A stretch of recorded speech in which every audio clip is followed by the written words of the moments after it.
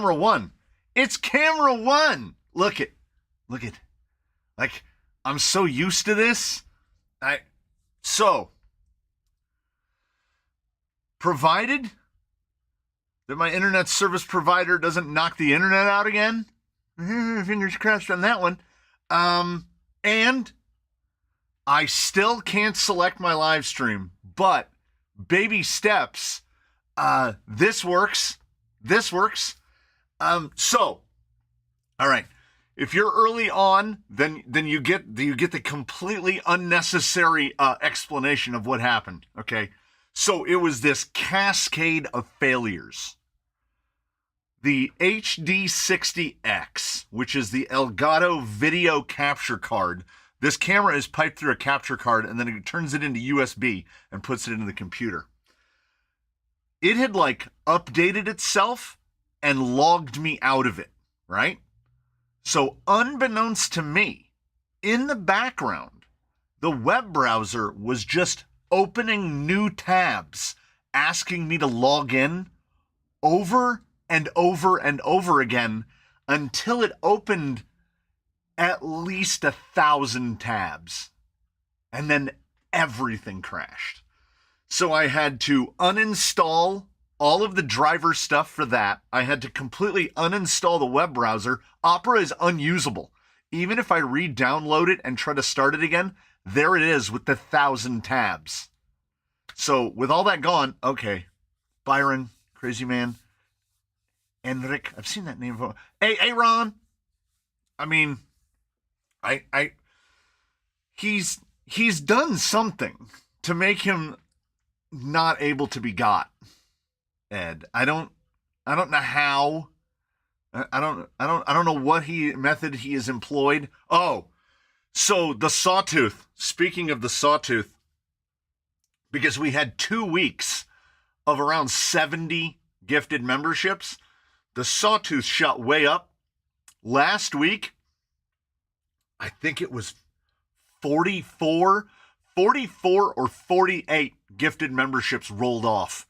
So it was like this dirt, and then it went, it just shooed straight down. It's almost a straight line. It has a little bit of an angle on it.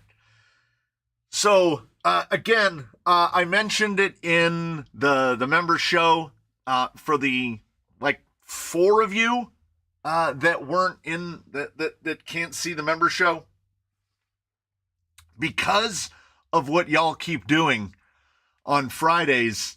Like it's 60, almost 65% of the income for the whole channel, like all inclusive. Like ad revenue is this very small portion now. It membership, YouTube Premium, and then ads are kind of right here. So I do. I mean, I don't want to sound like, like, oh, thank you so much. Someone had said in a comment long ago, they had said something to the effect of, this is like, Crawler Canyon is like rock crawling PBS. And supported by the contributions of members like you. And I got paid on the 21st, as one does. That's when I get paid by Google. And it is now the 24th, and I've spent almost all of it. Everything in transit for either upcoming projects or projects that are already underway. I had such a great time. I wish Ed could have been there. I had such a great time driving the FJ around. I came back and stumbled through putting the sound module / light controller in it, the GT Power one that I had here. I installed that. That was not an enjoyable process. And then what did I do? I don't know. I kept telling myself, because I blew through so many videos so quickly in the span of 3 days. I did 10 videos in 3 days. I was like, man, I need to take a day off or something. And then I didn't. No, don't tell him that. No, Tapas is in transit, was dropped off at the post office first thing Tuesday morning. It ships through the Global Post program. So they say 8 days, but I feel like those 8 days are something along the lines of 8 business days. So I would call it 2 weeks. I'm going to say first week of February, it will probably arrive in Spain. I also sent a box to Michigan, but that could get there as early as today. But they have a whole bunch of like snow and weather and whatnot. So who knows when that'll get there. Let me check again. I checked it. It's been popping, y'all. So as you know, this guy in the configuration that he's in right there, this guy, look at it, and what? Camera 2. Camera 2 blowing out a little. Yeah, a little blowout on camera 2. That's the guy going for 10,000, and we are at 98.85. So we've got 115 to go. So maybe next week we'll give this away next week. Maybe next week. That'd be nice because this is the 31st. January 31st. Yeah. So we'll have will that be the 5th? Will that be 5 live streams in January? Is that 5 in January? 1, 2, 3, 4, 5. Yeah, that'll be 5 in January. Oh, and on the last of the month. We get one on the last of the month next month, too. Yeah, we don't get 5 streams in a month again until May. Almost, yeah. So close to 10,000. What do we need to calculate to win it? No, we're doing this. We're doing Wheel of Names. What I do want to ask, camera 3. Camera 1. Look at the richness of the colors.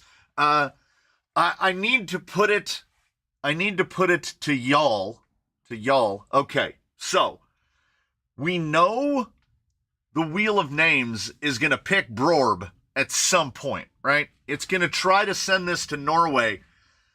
What are we doing in regards to multiple winners? Like, is it just Wheel of Names, or is it if you've won, you've already won? Is it something like that? I know because we ask whose name wants to get put in, and then we put the name in. But like, I've sent two rigs to Norway. I gave him 5 more. Damien, Tiny Truckin', Lena Bay, Ben Lee, M Van. I've seen M Van before. I've seen that name on there before. Yeah, he is pretty much ready to go. The shocks are built right. Everything looks right. I ordered. Did I mention I ordered Injora drive shafts for it, so it's got the correct length drive shafts. It is ready to go, and I've pretty much decided on this one. This one is going to be a little bit of an outlier when we give it away, because I think we're gonna RTR this one. So it's hooked up to this RC4, which is hooked up to like 5 rigs right now. I'm gonna send the radio with it. So this one, no batteries. You can't ship things with batteries nowadays. Did we decide a name? No. It didn't really. I don't know. It didn't come up with a name. I don't know. It is like takeoffs and leftovers from everybody. Rudy says, seeing as the value of the prize is around $500, I think one win for a member is completely fair. That's just my 2 cents. Yeah, that's That's kind of what I was thinking as well, right? Like you've already got one, right? You should add 2 more rigs with it. What? 2 more rigs with what? It needs a Marvel name. Oh, we are doing. There is a Marvel theme, is there not? There is a Marvel theme going. I don't know.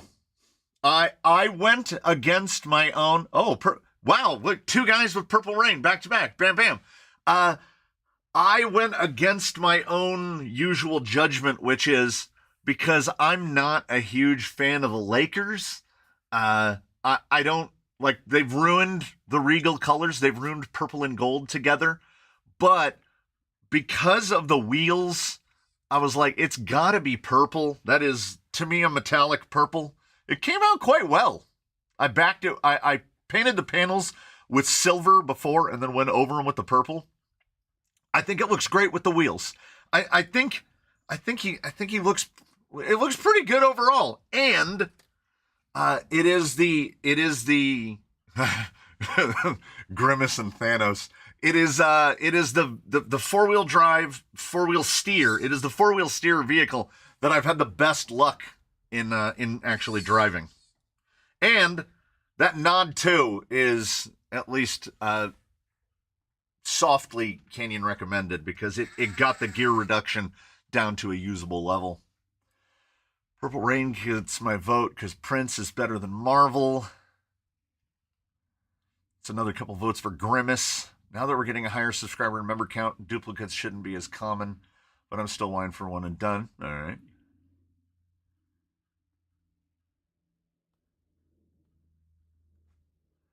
What's your thought? Truck guy asks, what's your thoughts on the Vanquish H10 kit for $3,500? There is a scene that I've referenced before, where from the sitcom 30 Rock, which I loved, and Jack Donaghy is very wealthy. He's the CEO of Shineheart, of whatever. Anyway, he's the guy with all the money, and he is trying to bid with his Trinidadian night nurse to stay and watch his kids so that he can go do a business thing. And as she walks towards camera and out of frame, she simply says, "You people have too much money." And that right there are the people that ordered H10 Origins. Those people have too much money. There's not. My first 2 cars didn't cost $3,500. And I don't mean these. I mean the cars I drove in. Like someone on the Discord made the perfect analogy, which was they called the H10 Origin a Rolex. Because the Rolex is objectively not a very good watch. It doesn't keep time very well. People buy them because they're a Rolex. So people are going to buy the H10 Origin sold out that day. It's sold out within hours. Now, we have no idea how many they made, nor does that even matter. They knew they would sell them out as soon as they made them. So I think if someone wins something, their name is removed from the wheel, makes it a little more fair. Okay, yeah, there we go. The California Raisin. How is the storm in England? Oh, there's a storm in England. Yeah, I mean, we can't even argue that, like, cost and value are both objective, right? Or are both subjective. They are determined by the person. $3,500 to one guy might be a lot. $3,500 to somebody else might not be a lot. Now, as someone who's standing in a building absolutely full of these things, $3,500 is absurd. Do I have more than $3,500 worth in here? Oh, I have more than $3,500 in wheels, probably. But that's... I have a bias because, for one thing, it's an optic. So It doesn't drive very good when it's made out of plastic. It's not going to get any better when you make it out of metal. I can't wait to see. Did somebody on the internet say that Scale Builders Guild bought one? Bought one? I'm not saying anything. I want to see the first person get one in their hands, because they claim, doesn't the thing on the Vanquish page claim 5.5 pounds? I don't see how that's physically possible. There's basically no plastic on that entire thing. It's just metal. It's a solid ball of metal. The only thing not metal that you will put in there would be a battery if you ever drive it, and the tires. I want to see it. How can that be 5.5 pounds? RC family with 1 to Blast Arrow. Yeah, it's throwing them all over. Hello to Denmark. But you have 40 rigs and you love all of them. I wish it was just 40. I have nothing against pointlessly expensive RC stuff. I just don't like the aggressive defense it gets from the buyers. VP are cool and make cool stuff. Your average VP customer, however. Yeah, I'm in agreement with Rudy. And they started to bug me when they wanted to become axial. So it's really strange to me that their entire business angle became, we're going to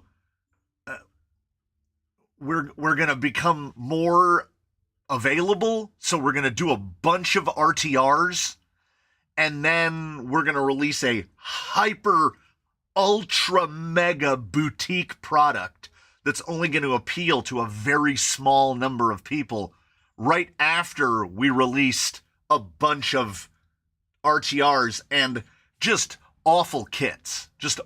Yeah. There's something that we didn't, that no one seems to have mentioned. The Mias cages are like $400. So other than the axles, and we're just waiting. Oh, how much would any and all of us love to see Mias make alloy H10 axles? Because then you could build a Mias Origin that would cost about, well, less than a third, maybe a quarter of the cost, and perform about the same.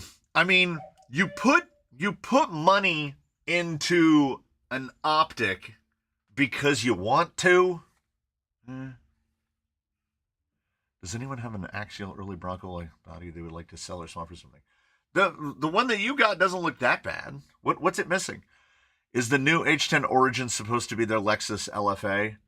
Kinda. Yeah. That's a fair thing. Like, they were like, look at this fantastic thing we made. We're gonna make this many. They'll make as many as they sell. Yes, Vanquish, I will agree. Vanquish kind of does think they're perfect. I can see we're all crushing VP for this Ripper 2 thing. It's not a Ripper, though. It's an optic.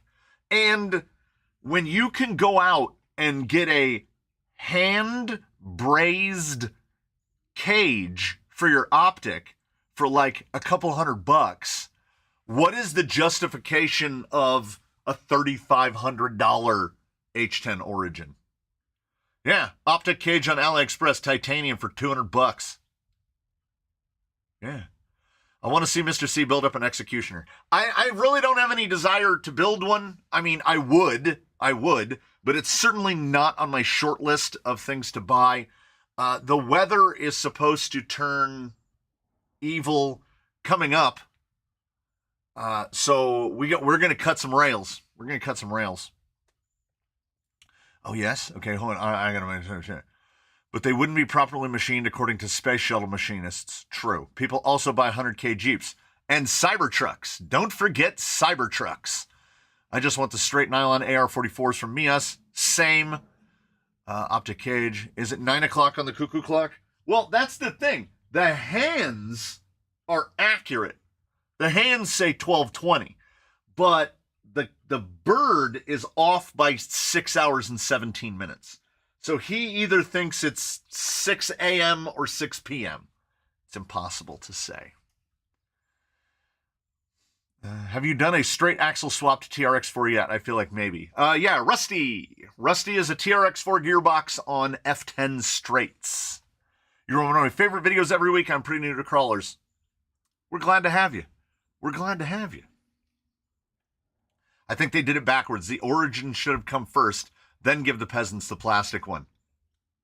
That is exact. Okay, look, this guy over here, you see this guy? You see him right there? That guy right there? He's talking business. That's how you do business. You do the $3,500 one, then you do the $500 one. You don't do it in reverse order. What's on your short list of things to buy? I'm looking toward building stuff right now. It came from the Workbench 48 is coming up. That will be cut rails. The Jeep, the Willys, that's going to be on rift axles, the one that I have gradually weaned people off of asking about, that's going to get its rails cut. I really want to get into a project that I haven't talked about yet. And I ordered a bunch of stuff for it, and it's in the mail today, but we don't get our mail until like 6 p.m. So in terms of things to buy that are out there, I don't know. Everything that's coming out is either minis or like H10 Origin, no desire. What's the new one? The Wizard? The Wizard? I'm saying 1,200 and up. That's my guess for the Wizard. So on my short list, I need to buy some more servos. When motor on axle? I don't know. I'm not opposed to having one, but again, not on the short list either. The Ripper was all machined, including the panels and cage. Yeah, the panels on this one are machined as well, or so they say. Vanquish is losing money on the H10 compared to using the CNC machines to poop out beadlocks. Someone brought up waste with the origin. The frame is cut from a solid block. Yeah. Mr. C, 9 iMod garbage rant. Don't let me forget 9 iMod garbage rant. What is your opinion of the execution of what you've seen? I mean, it looks fine. I don't have any problem with it. The problem I have with it is kind of the problem I have with the Wizard sight unseen without actually seeing like one built up. It kind of starts to look like everything else. 1 H10 Origin equals 7 tapas. Yeah. I'd rather have really one fun night at a strip club. It's throwing money away either way. Yeah. And kind of can't touch it or use it. So the analogy goes even further. Miggs has got 5 rigs since October. That's a decent pace.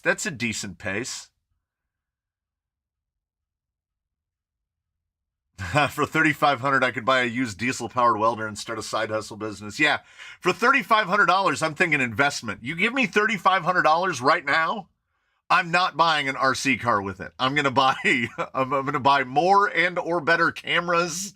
I'm gonna buy a bunch of stuff. I'm gonna buy tooling so that I can make more stuff. What's new on your shelf this week that the camera is aimed at? I don't. Oh, that thing. That's a home pod. It's supposed to work as an intercom so that the wife can not have to trundle out here to get me. We haven't figured out how to make it work yet, so we'll get there. Optic kit, H10 390, 200 cage, 135 aluminum panels, 750. Then you're 1,500. Same thing. Yeah. Well, the axles. I mean, if you know. How does that? Well, I don't need to trail that often, so like if I did that once a week, I'd be pretty happy with it.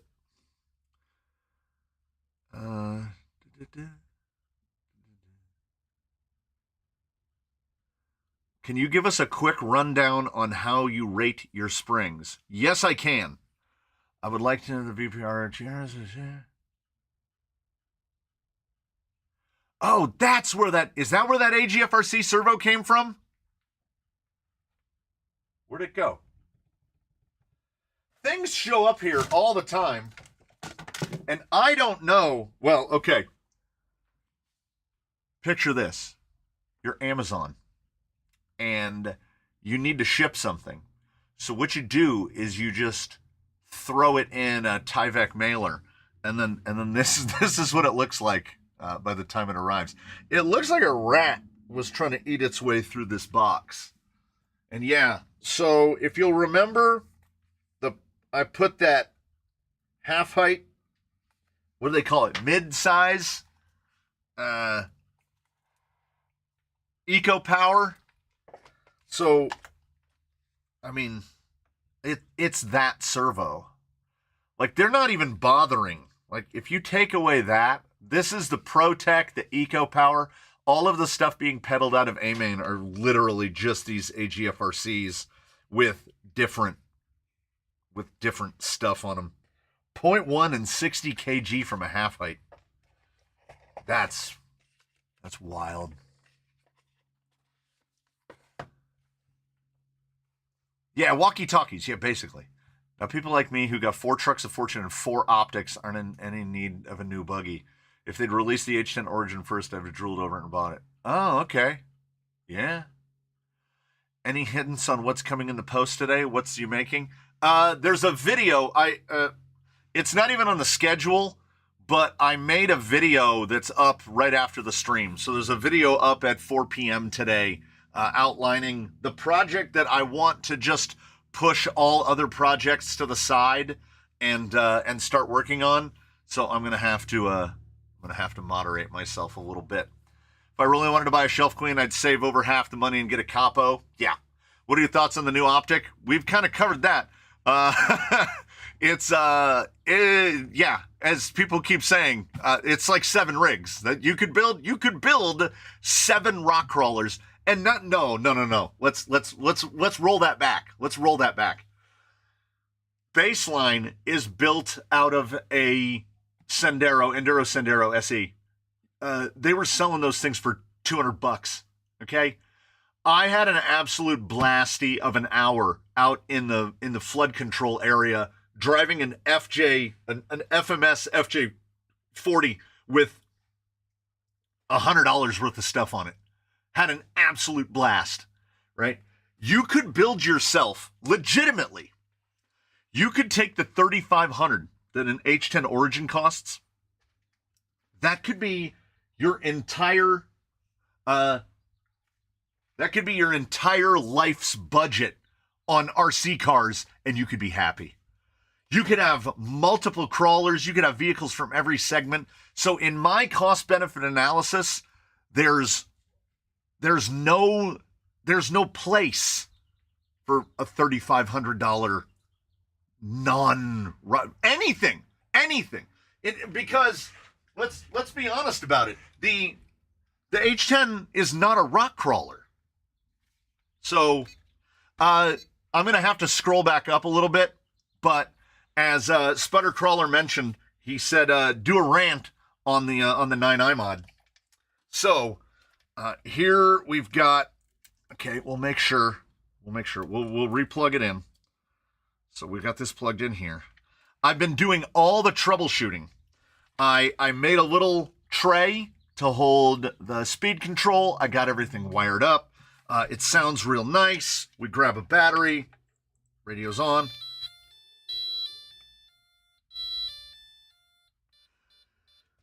So we can do this. It's kind of, I mean, it's proper quiet. You know what we can't do? So, 9i mod, BLS HB70MG. I set this down on the floor. I had the sub-trim menu open on here. I went to trim the steering to get it to go straight. You notice it's still not straight. I went to trim the steering to make it go straight. I turned the wheel like that. It went like this and never turned back. Just died. Dead. The battery is at 11.44 volts. I put a multimeter to everything. So this servo is energized. And it just died. Like, it didn't, like, it was dead and it just didn't know it yet. It's really disappointing because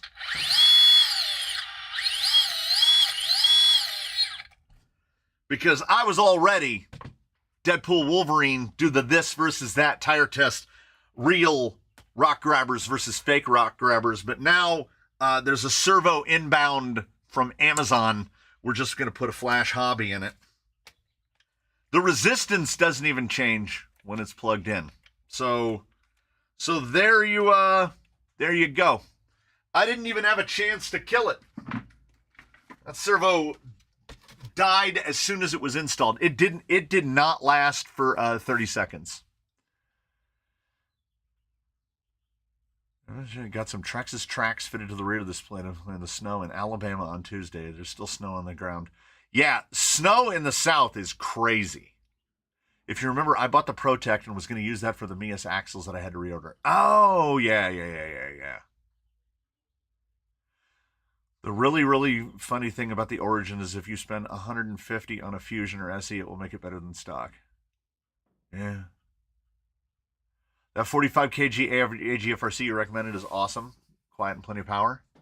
SA75, fantastic.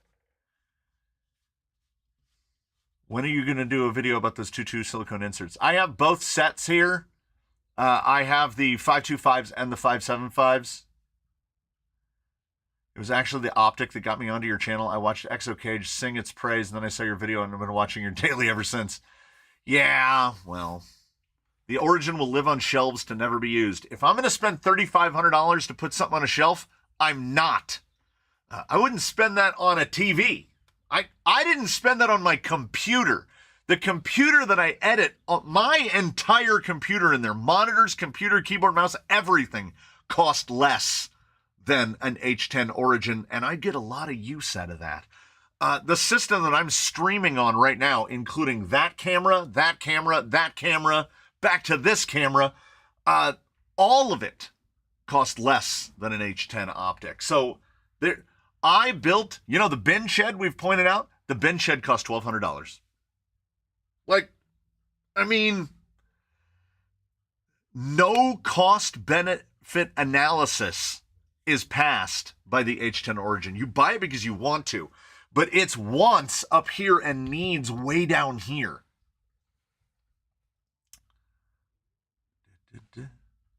I like the other look at the Origin, but I just can't justify it. You could buy a nice UC fab cage for $1,200 and make something really unique. Yeah.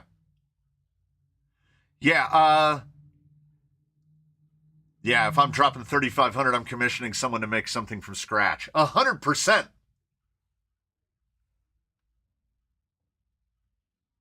I know you're not a small crawler guy, but have you heard of a 1/18th to 1/24th style size crawler trains that has dig? I have not. Someone might, but I have not. I have a TRX4 high trail crawler Chevy K10. What would you improve? I've changed the motor to a quick run Fusion, 1800 and a stronger serial. What else? Well, what is it that you want to improve? What are you looking to improve?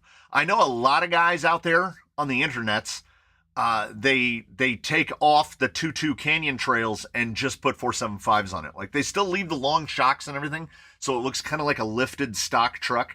Anything that will bring the CG of that vehicle down is going to improve the performance, but it might take away from what you like about it.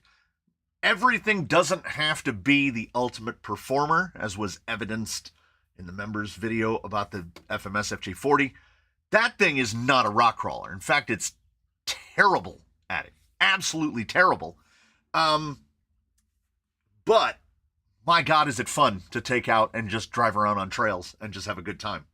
So that the high trail is kind of in that area where performance-wise, it's I had said that the Traxxas high trails exist in this non-existent space between crawler and basher. There's nothing wrong with that. That's a perfectly fine space to be.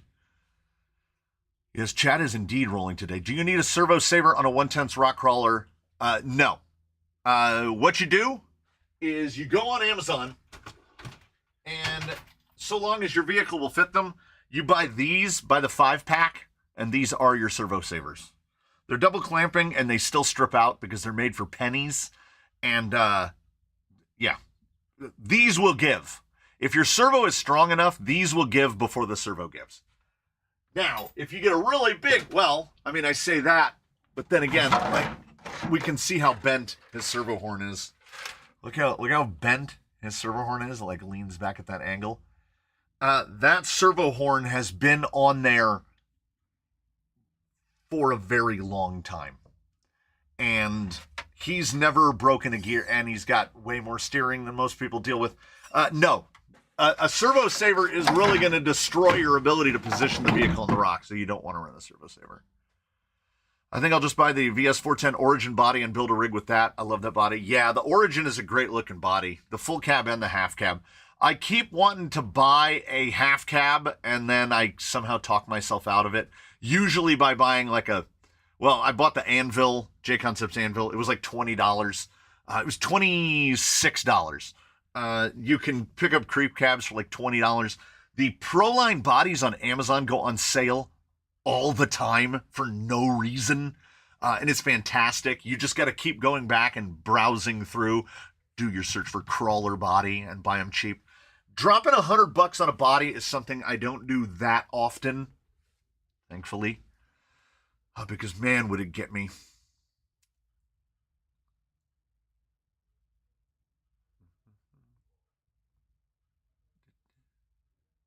I saw a kit once on Etsy for the SCX24 that used an Emax servo to move a slider on the rear drive shaft to disconnect the rear drive shaft. Oh, yeah. Do you prefer a cage or a body? I would say bodies, despite the fact that I've built, I keep building caged things recently. But like in the whole fleet, we have like 5. So it is definitely a minority in the fleet. I think a body really adds something. Cages are a lot easier to work with. And I'm going to be building another one. Because they had another one of those R1s, the same thing that the purple guy is. This was $11. How could I not buy another R1 cage for $11? What will I build out of it? No idea. Something.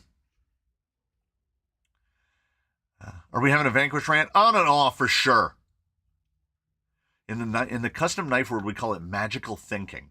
There's nothing that makes your handmade $3,000 custom knife cut better than a $200 knife. It's the magical thinking that you use to justify.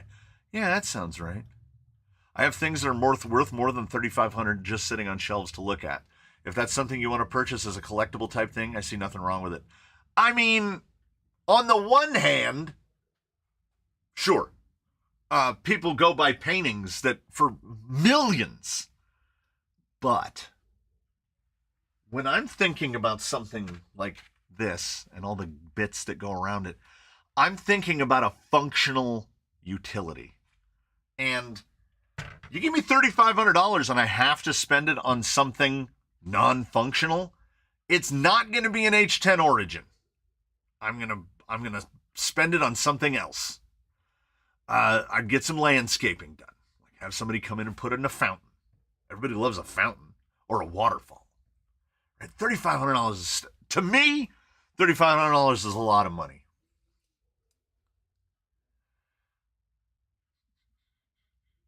After watching the Jolly Green build, I'm 2/3 of the way to saving for a TRX-6.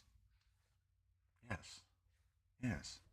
I absolutely love the FJ video. It was awesome to see you out and about. Yeah, I don't get out enough. I honestly don't.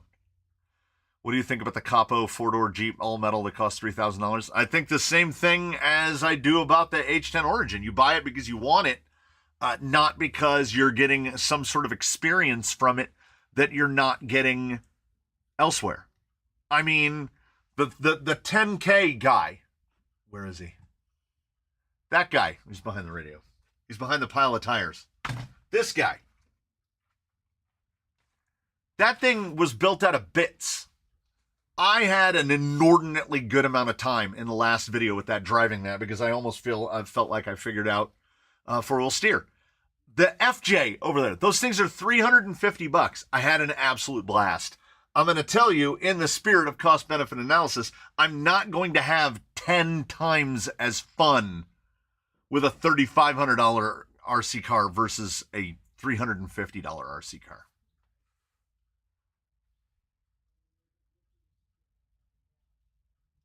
Base camp is definitely a trail rig, not a crawler. The worst part about that is we have turned trail rig into a pejorative, as, you know, we use it as means that it does not do the thing. Can't crawl rocks, right? There's a lot of pretty pass involved with some of them. I think that the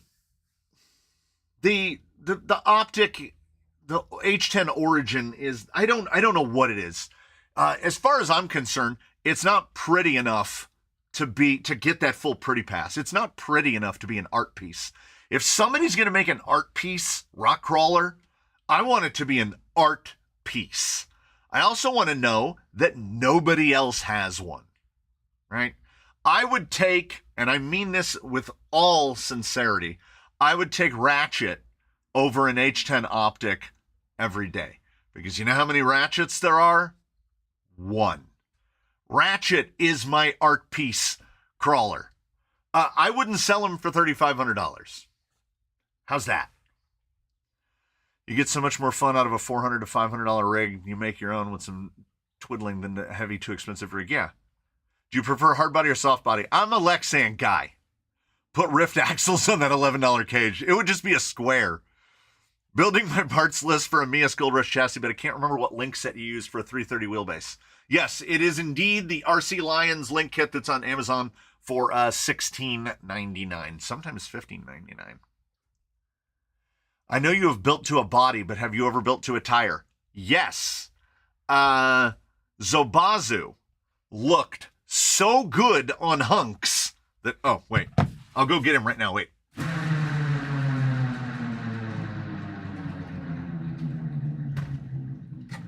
How good of a spin was that?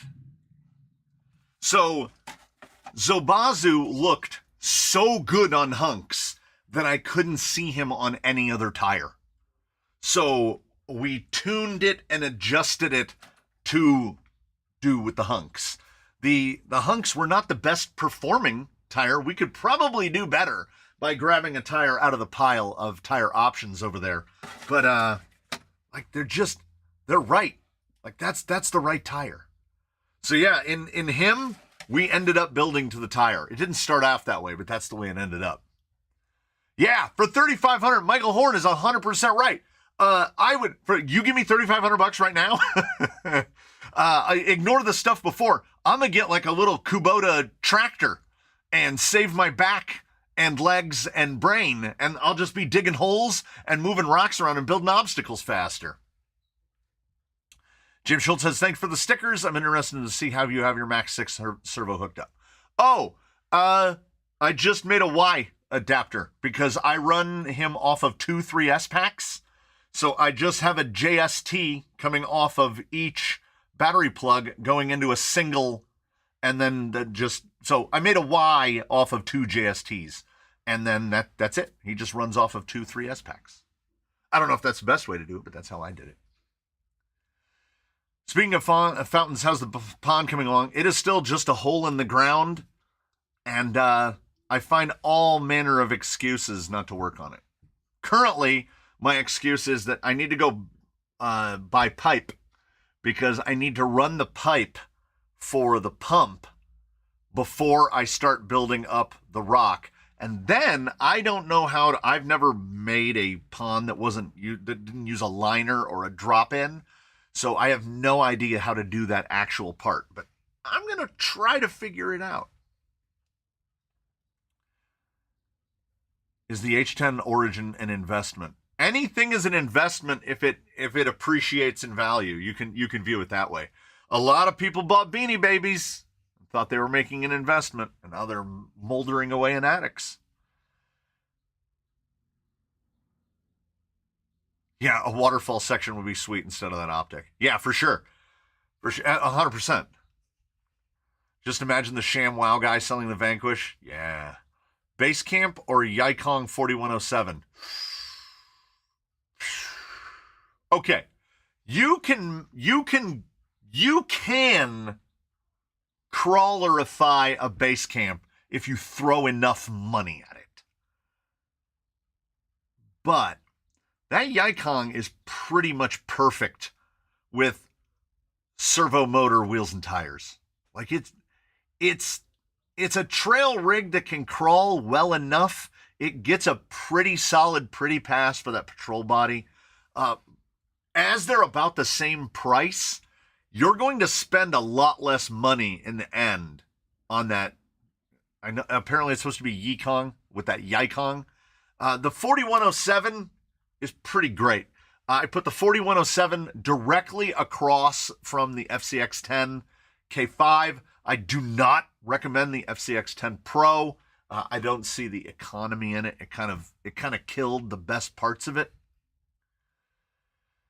What's a good crawler for someone who wants something good?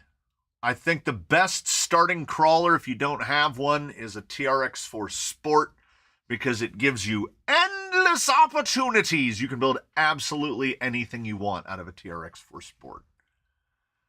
The painting is just that. The painting is intended, the joy comes from purely of looking at it. The intended joy of the origin comes from driving it. It was designed and built to drive. I would hope so.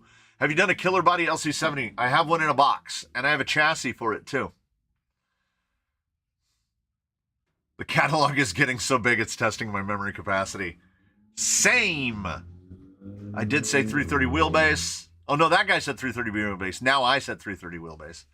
I think people that buy that Origin just look at secretly getting it to show it off to friends. Yeah, and who's going to be impressed? I mean, it's not going to be a big group. Picked up some 2.2 Rovers for $20 on the marketplace, printed inserts. Now I want to do a straight axle build for them. Yeah, absolutely. I want a pile of tire options. Don't we all?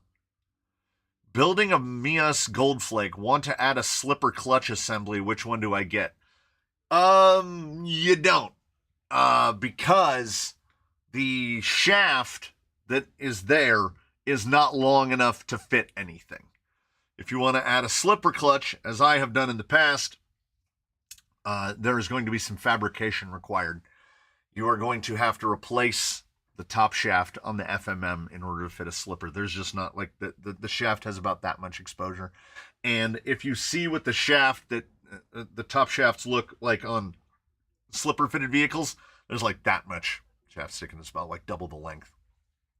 So it won't, but that doesn't mean that you can't. If you're willing to drill some holes and cut some metal, you can put any slipper you want on there. The Vanquish one is nice. Any of the associated slippers are nice. I went and looked up some parts, and a couple more slippers had been discontinued since last I looked. Even a Traxxas slipper works pretty well, because all we're looking for is something to slip right at the last second and stop us from snapping a drive shaft or an axle. If you buy a tugboat, you will finish the pond. Oh, that's the bigger pond. I thought people were just asking about the tiny little pond. The big pond. I've still not got my stickers yet. Gotta love living on the bottom of the planet. Yeah. I think like 2 weeks. Usually about 2 weeks. I think the ones to the UK took about 2 weeks. How big of a pond? So I have a little one that is going to be built that's going to be attached to the current pond and is going to have a waterfall and a wet section, so that we'll have a place so that I don't have to spray down rocks. It'll just be a spot that's always wet, as the area around waterfalls tend to be. And then there's going to be a larger pond at some point in the indeterminate future. I just don't want to try to dig that pond out by hand. You cut any chassis lately? Nope. This is Zobazu. It is a Zool on a Zoku. That's an LCXU with a flip forward motor mount.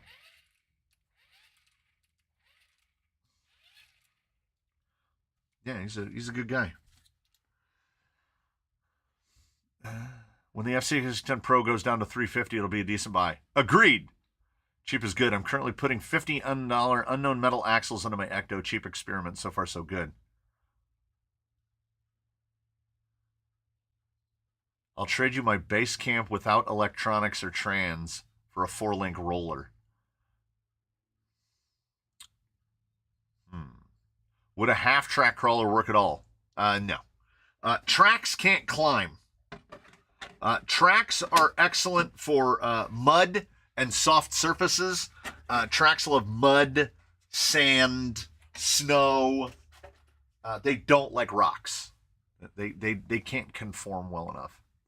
What 3D printer do you have? A Kitty what? It is an X-Max 3. If I could see. I can see where it says Kitty. I'm pretty sure it's an X-Max 3. It's huge. For $3,500, you can buy multiple Red Cat Gen 8s. You could buy a whole bunch of Gen 8s. Oh, David Hiscock got some deep woods. Yeah. Make everyone who visits dig a hole. Won't be long until you got a big pond. Nice. Oh, wow. I forgot about the blood axes. They should be today, tomorrow, hopefully, according to tracking. Nice. I've noticed after building the VS410, it's the Bentley of axial kits. It's nice, but I've enjoyed my TRX just as much. Yeah. Are you going to pull a trailer filled with snacks and supplies on your next hike? Potentially, because the FJ does have a trailer hitch on it. Is there a certain amount of droop you should shoot for when you set a vehicle down? I've noticed most of yours settle down quite a bit when you put them down. That settle, yeah, this guy's got a good settle on him. So when I'm setting up suspension, what I'm looking for is, see, that's him fully settled. TRX 4 shocks, you gotta emulsify them to get them to sit.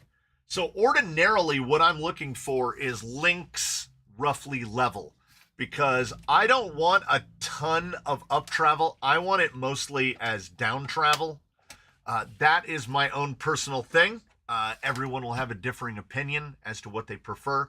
I prefer down travel because I think compliance is king. I want to watch the suspension cycle over the rocks, because a rock in the air, a tire in the air and not on the rock is a tire not doing anything. So I tend to spring mine, I guess, counter to how a lot of people spring theirs. I will often run a heavier spring in the front and a softer spring in the back, despite knowing what weight transfer does when climbing vertically, because we have climbing vertically, and then we also have this. We have descending. And if you put a very soft spring in the front and a firmer spring in the back, it's going to make you descend very badly, because anti-squat is working against you when descending. So I look for, I'm basically, the length of the shock is where the droop is tuned from, and then I want to sit a roughly links level. The more tilt the skid gets on it, the further away the links are often going to get from level. Maverick should have a water obstacle. It's supposed to. Yes.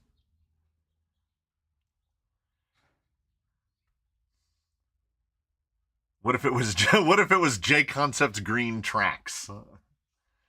Is there any more content inbound from the UTB 18? That one is still sitting over there. The bugger is ready to drive. You know what? Let's see. Let's see.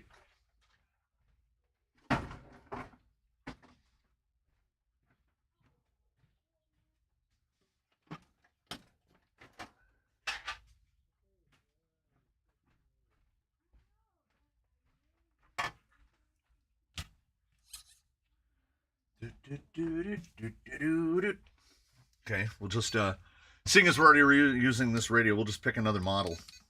Let's go to like model 6. I know I haven't used that one yet. Find out. Oh wait, okay. Oh, Team Revolt's going to bed already. Tracks are excellent for snow. Yes. 3,500, but a fleet of X-Max. You got the Canyon fast enough, and then he says anything. Yeah, enough speed. Anything is a ramp. That is true.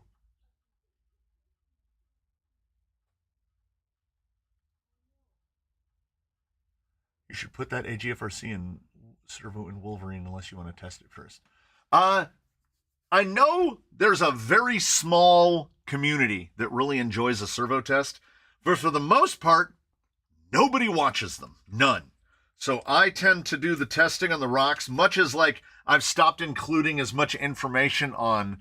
I still do all the scales and stuff. I still do all of those measurements. I check to see where my CG is. I do all that stuff, but I don't bother to put it up in the videos because nobody cares. It has become clear to me that nobody cares.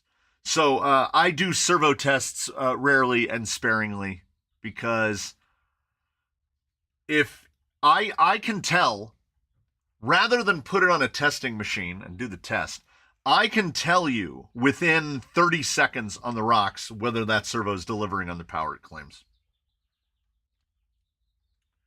That's not like a flex. That's just a statement.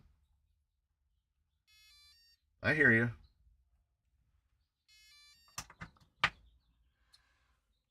AT, Eric Rombo, I know that name. Killer Instinct, I know that name.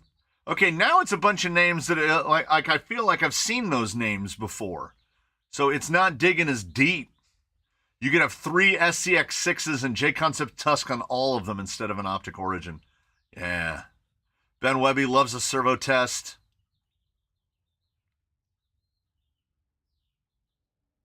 Oh, was I doing? Okay. My RC obsession, I do apologize. It's just, once it's in there, it might be the earwormiest earworm ever. Ooh. Oh. Okay. Everything backwards.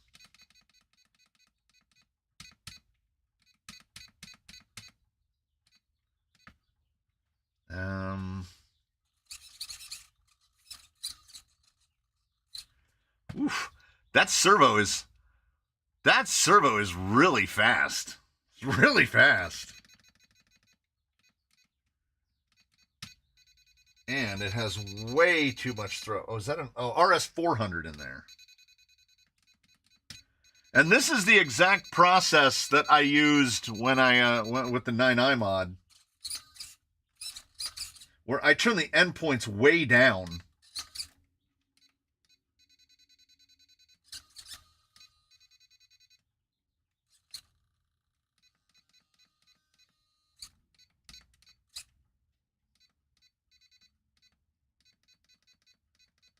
That servo horn might be able. That servo horn, it's like 2 millimeters too short. I think that's a 16, and it probably needs an 18. Do they have good steering angle? They have plenty, because even on these, on the 393s, at full lock, you're augering the tire right into the little skid. So the I don't know. I don't know what it is. I don't know what it is.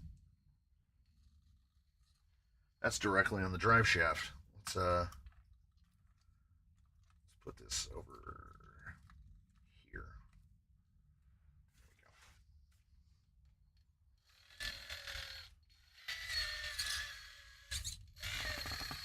we go. Oh, yeah, that is something of a problem, is it not? So the other side is bad. This side, as soon as this compresses at all, on two.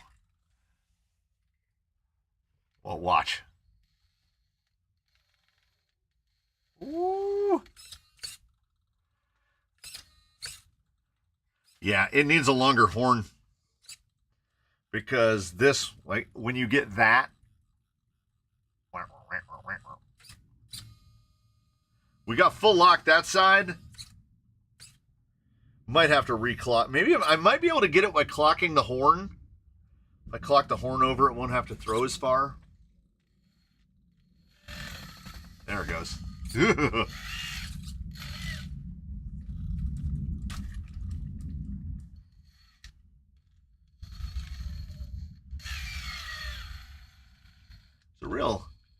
a real clatter going on. Is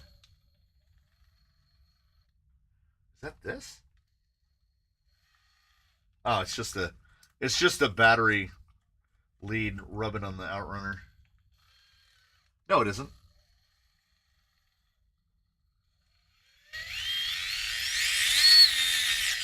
Ugh, you can hear The all plastic gears inside that stock box, they don't like this. They don't like this at all. I get the feeling that they are going to they're going to leave the chat sooner rather than later. Now let's see. This is so annoying. When that question came up about Lexan or hardbody, it's Lexan all the way, because you never have to do this.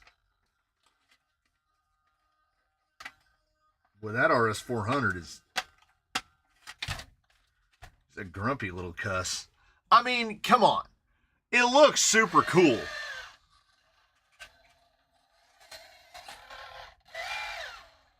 But it requires an amount of finishing and doctoring that honestly I just don't want to do. Drive chats are clicking on UTBs. Yeah, there you go.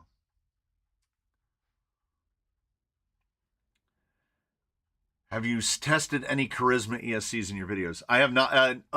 Only whichever one came in the RTR. Someone said I've had multiple people say that they were going to send in an ARC 2, and I never saw it. So, who knows? So, other than that one, no. Is that thing 3D printed? Most of it, yeah. This is the Spare Time Hobbies V1B Bugger kit. This is the Sand Scorcher body, but like all of this, all of the gray stuff is all 3D printed, and then it's laser cut or CNC'd aluminum rails. It goes together really nicely.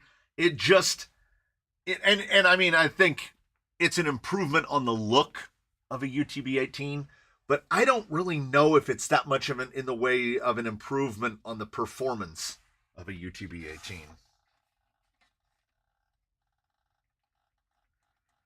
Because we've got this action. And if you'll notice, that's the whole chassis. That's not the body. Because the rear end really doesn't triangulate enough. A lot better in the front. I kept waiting for it to spark joy.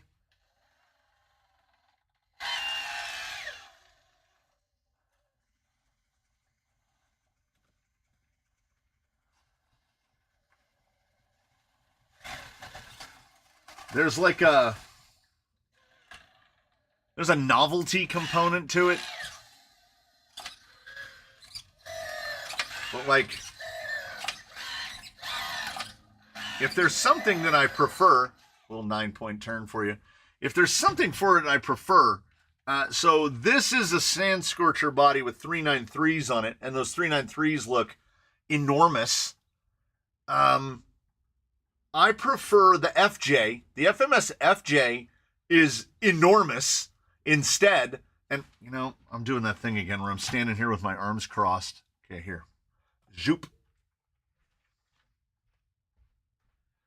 Well, I'm a-walking. Yes, indeed. And I'm a-talking about you and me. No, don't do it. Don't do it. Don't you do it.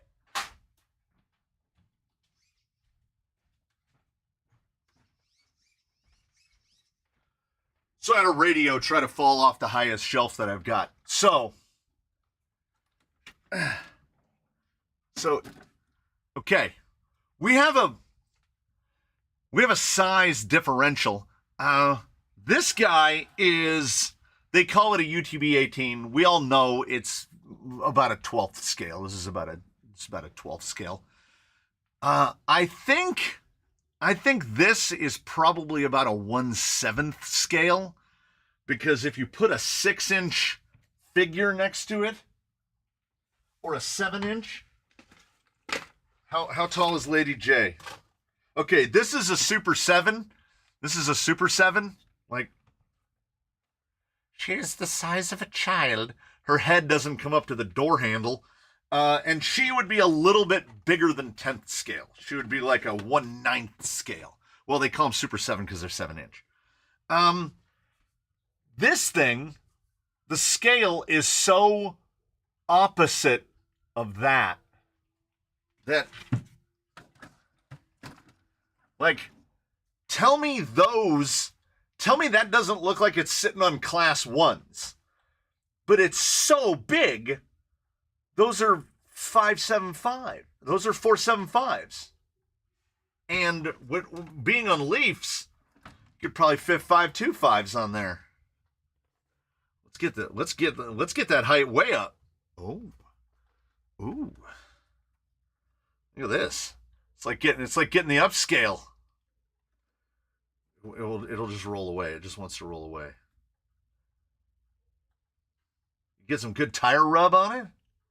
What's the wheelbase on the FJ? Big.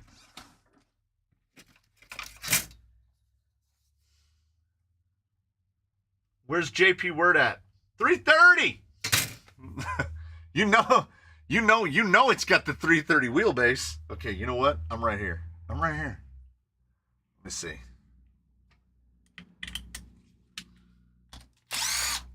Now, these tires better not look right. Okay? Because if they do, it's going to make me furious. I don't want to order... Oh, man, they kind of do look right. I don't want to order Trial 2-inch. 2.2 Trials in this style. In this style, cost a fortune. I'm not putting $100 in wheels on this. I do. Take a shot. Take a shot. He said 330. You know what would actually probably look even better than these? I should have just slapped 2 Canyon trails on it. I have a bunch of them. I have some on some 5-spoke as well. Oh no, that wheel hex is real tight on there. Oh, I don't know. I kind of like it. Oh, I was so confident because the Hyrax is a terrible crawling tire. According to FMS, the wheelbase is 339. Well, they are incorrect. Unless they've manipulated my ruler in some way.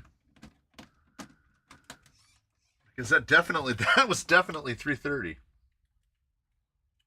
Now, I was going to say that it could be different because I have Leafs on it. Yeah, 1.674. Yeah, there you go. Yeah, about 1/7 scale. Oh, those do look really good. Is it an absolute waste of a 2.2 LP Tusk?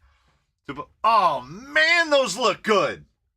Okay, so, as I had halfway mentioned, these look like class 1s on here. Those, oh, that's pretty good. Now, I mean, it can't be. We can't. I cannot in good conscience put those on there. There's Crawler Innovations little Novas in there. Uh-oh.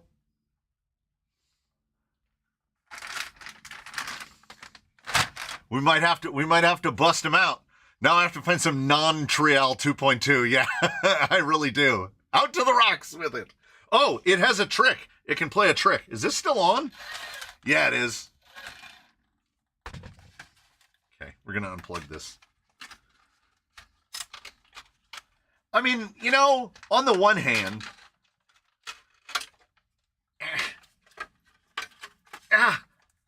the inside of the windshield will cut you to ribbons when you try to pull the battery out of the windshield. Over here, you. All right. So, wait, I don't want to... No spoilers. All right. It's on the same radio, but I don't remember which model it is. I think it's 4. Nope, it's not 4.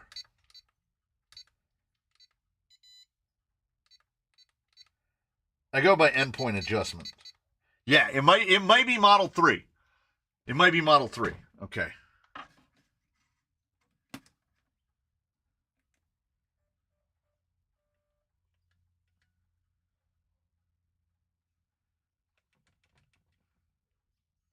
Oh no, this is the wrong radio altogether. It's this one. Okay. All right. Now what we're hoping is that the noise canceling on the microphone isn't too good. The rear axle does look like it needs to be 9 millimeters further back. No, it doesn't.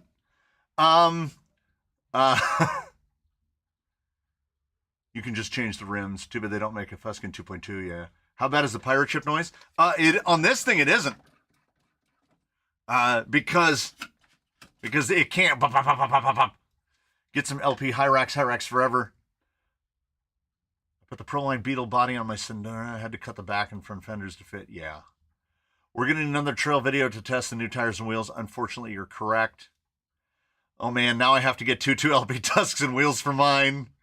Put the bronze OT6 clones on it.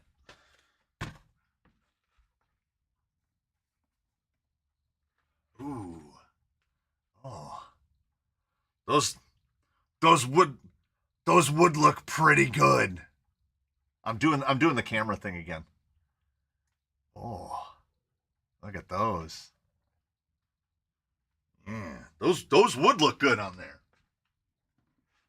All right. Let's see if we can do the thing. Yeah.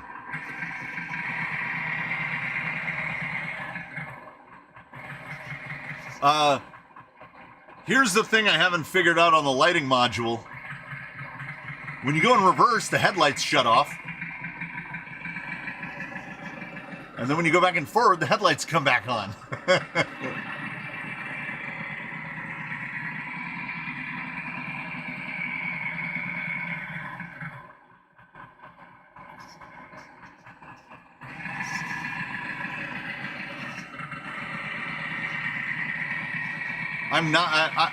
I cannot figure out for the life of me why the headlights turn off when you go into reverse.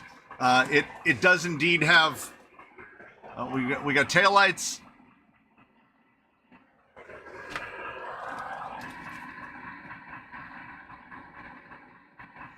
Oh man, I am genuinely upset at how much better this looks on these 2.2s. They look so good.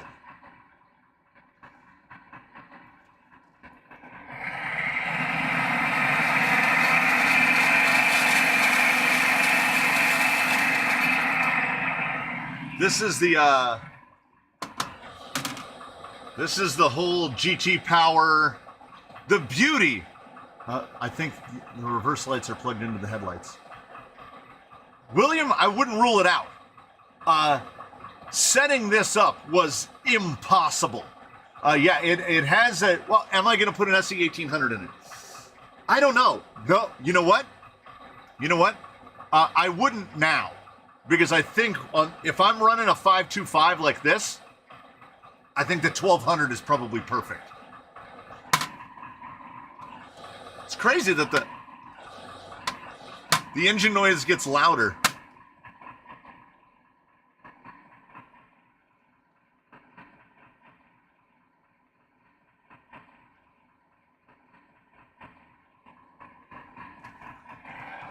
Yeah.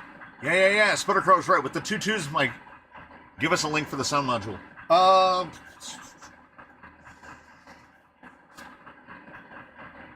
So it's this whole thing. I didn't use most of the lights. It has the full thing. It has blinkers and all that stuff. I just wanted side markers. Unfortunately, on the FJ, so far as I can tell, there's no way to get a bulb in that. Or I would have loved to put some bulbs in those.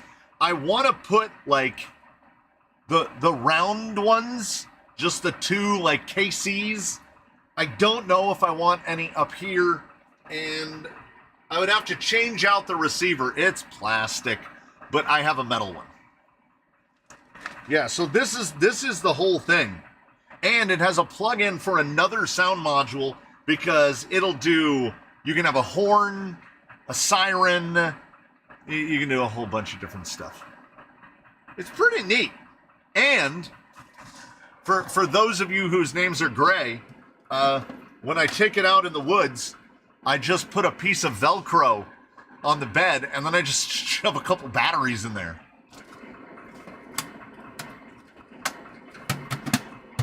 The trick, which I guess no one has figured out, is how do you make everything stop popping open when you're driving it? And I don't know the answer to that. Oh, as to the 9mm, I think that tire is pretty much dead center right in the middle of that fender well. Well, I mean, it's the FMS leaf kit. Also, these Injora, the cheap Injora dampers, they leak like crazy out of the seal pack, but I don't care. He just looks so good. He just looks so magnets. Those of you whose names are gray, I didn't mean that. I didn't mean that like that. Because my name is also gray. So here's another thing we have to see.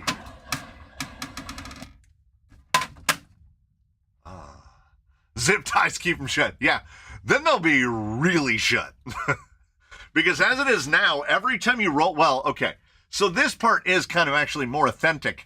Every time you roll it or tip it over, like the rear hatch pops open. Sometimes you'll get a door to swing open. This thing needs a driver figure more than it needs anything else, but I have a hookup on that. A gentleman from a faraway land is sending some this way. I think the PBX-AT, you know what? Let's mount one of them. Let's throw a rim in one of these so we can see how big these are. Because they look like they're going to be a little bit too big. I've mounted bead locks all day yesterday. I mounted bead locks all day today. I've mounted so many bead locks. You should never have posted the members trail video or put this rig on the bench. Well, because now I want one. It's so good. It's so good. Look at it on 525s. Oh, man. So, Pibble ATX Arcade. Oh, man. You have no idea how much I want these to fit. I think they're going to be a little too big, but maybe not. Because then I'll be able to self-justify buying some rims for it. Provided I can find clones. Things popping open on an FJ40 is just FJ40 life. Add scale, tools, coolers, gear to fall out when the doors open. Yes. Okay. We're going to see if a PBX-AT is too big. I think a PBX-AT is going to look like this thing's running 40s. Some links coming in email later to address your FJ Rims shortcomings. Oh.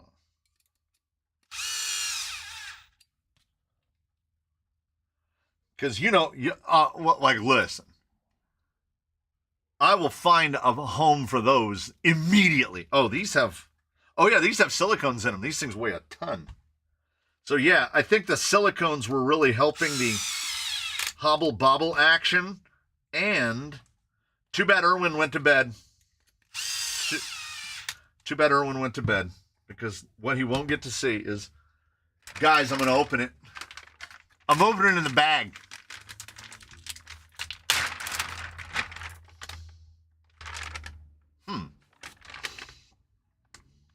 Yeah, it smells like pool toys. Oh. Uh-oh. I might have to do the, what are people using? Nerf darts? To stiffen these up? I've never had to stiffen one up before, but if we put these on this, I think they're going to have to be stiffened up. All right. These should be pretty close. Oh, yeah. Oh, way too soft, though. Way too soft for this thing. They would just collapse away. These foams are probably too soft as well.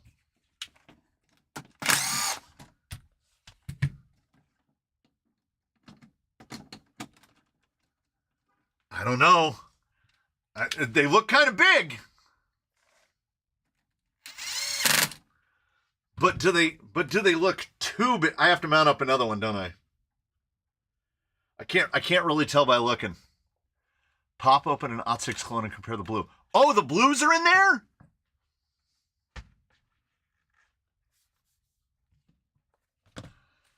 Pro tip, if you need to assemble and disassemble bead locks all the time,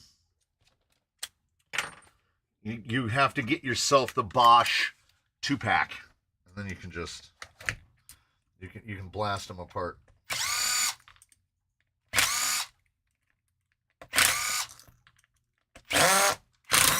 Oh, that one's gone. I said you can kind of blast them apart. Sometimes you'll pay the price of very inexpensive Amazon hardware. Oh, that's completely round. All right.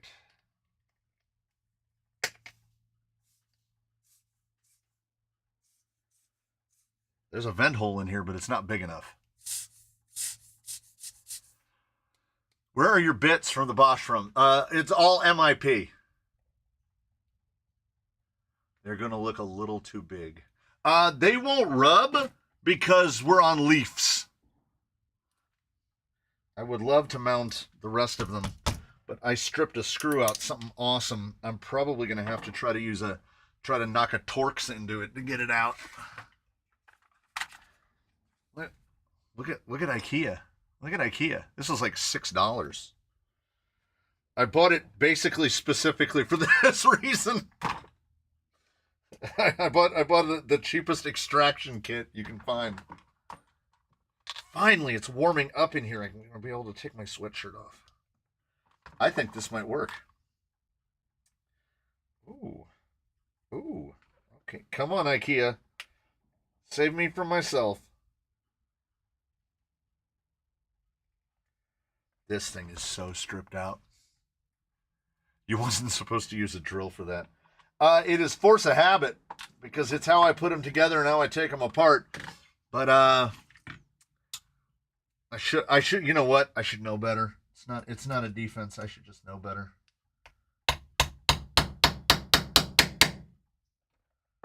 So what we do is we take a hammer and we take a Torx and we hope that we can get this without drilling it. Wow. That thing was in there. I could feel the resistance.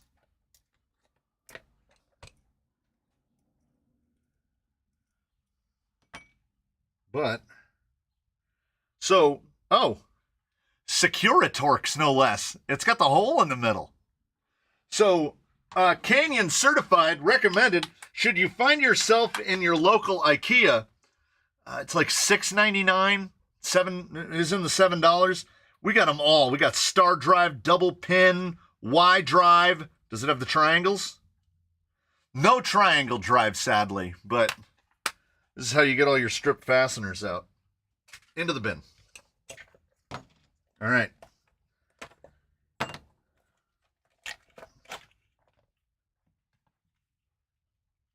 Exactly the same.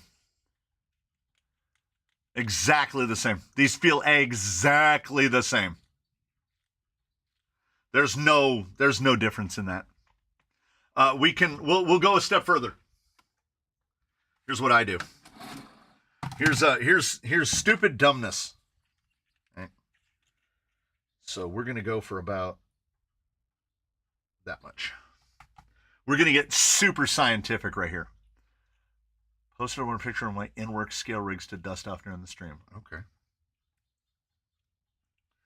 Okay, then we're going to zero that. We're going to zero that. Okay. That was about 23 ounces for about half deflection. Should weigh about the same. Weighs exactly the same.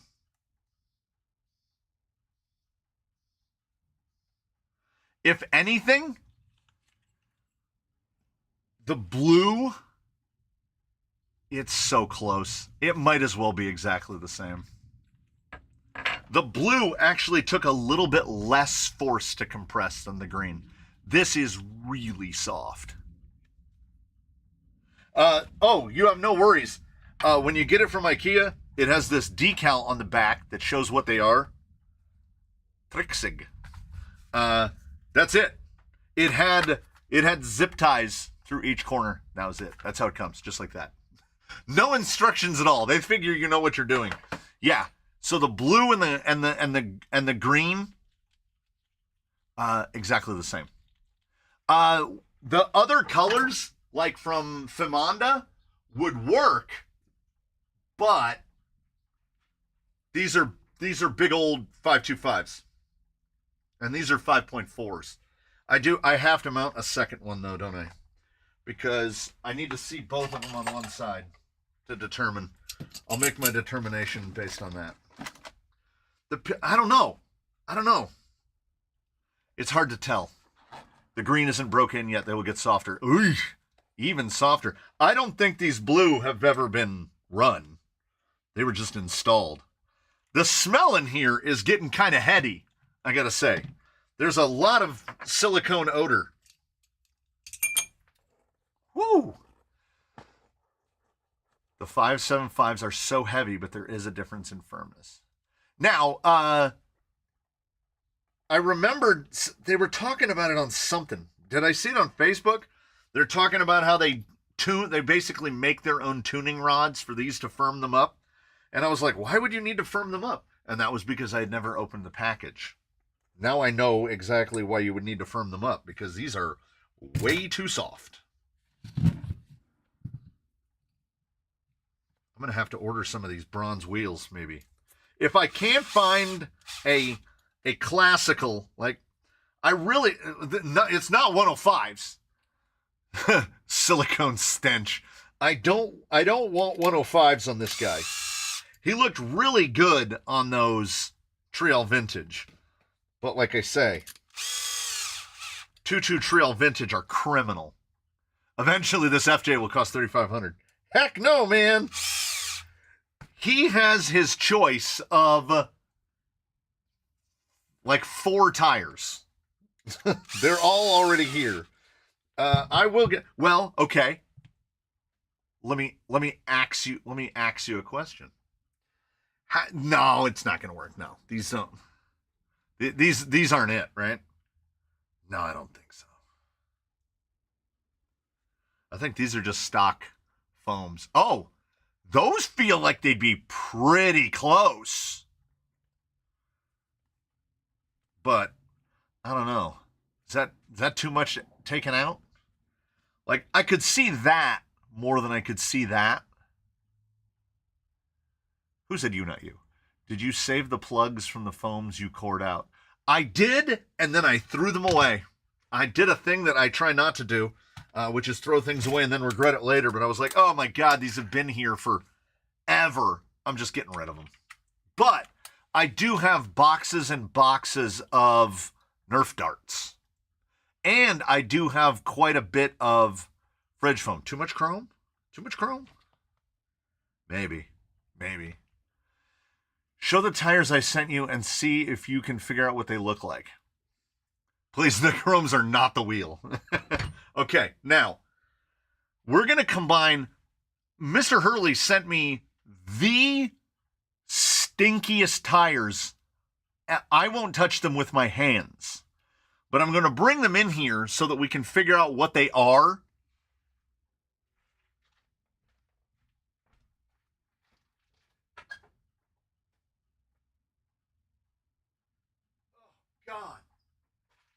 Oh, God.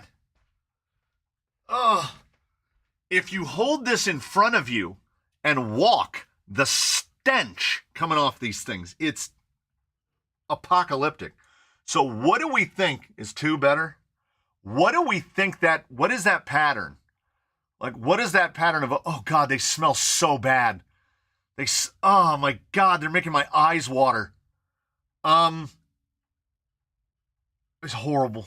It's really horrible. It's so bad.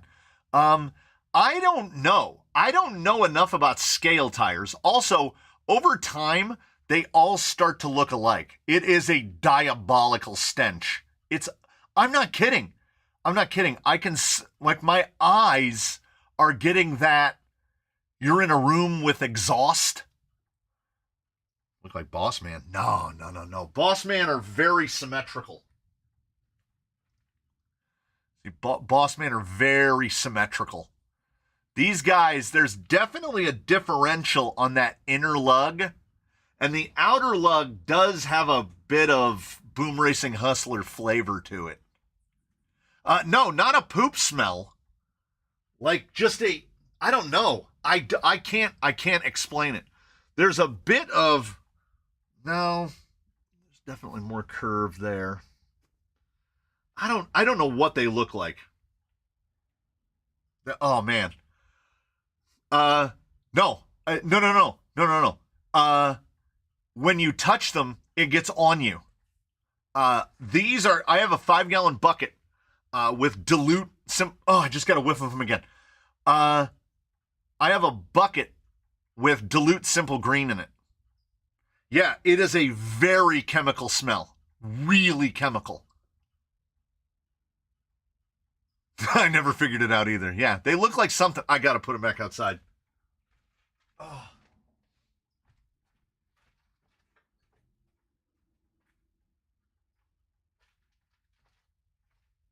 You have to, you legitimately, you have to hold them off to the side when you walk.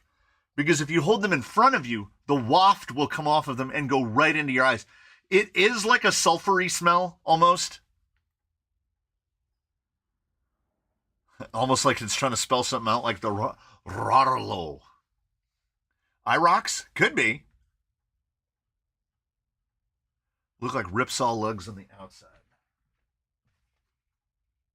Yeah, they do a bit. They do a bit. The ripsaw has a little more banana to it, but yeah, there's a little ripsaw to it. I don't know what they look like.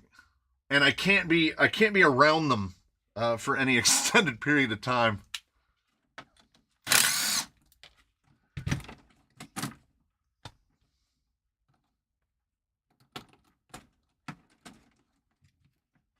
Okay, now that they're both on there, I don't know. It looks a little cartoony. Is this great big cartoony club now? Now I don't know. Is it a Wild Peak? I've given away the last of the Wild Peaks. I don't have any Wild Peaks left. So now I don't know. I don't know. At first I thought, that's really big. And then I put them on and I was like, I don't know. Maybe. Savage Okie just says, nope. Yeah, they're a little bit big. They're a little bit too big. So a megalithic is what I call cosmetically directional. So in the center, you've got this kind of guy that looks like a bat, right? And then you have this little triangle. It's your choice. You can run it with that point forward, right, like that. You're basically more looking at the outer lug. I tend to run the megalithic this direction, like this, so that this outer lug is pointing forward. But you can run them this way, and then kind of this outer lug is pointing forward. So while it's not marked as such, I view the megalithic kind of in the same way as hot bodies, where they have an A, B. You can run them in A or B. Tusks are kind of the same way. Like the default direction is like that. But I've run them like this, and they still work.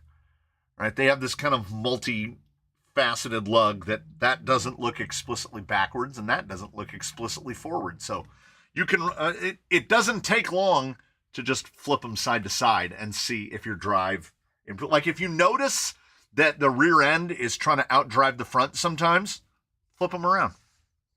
See if you can get the traction to behave a little bit better.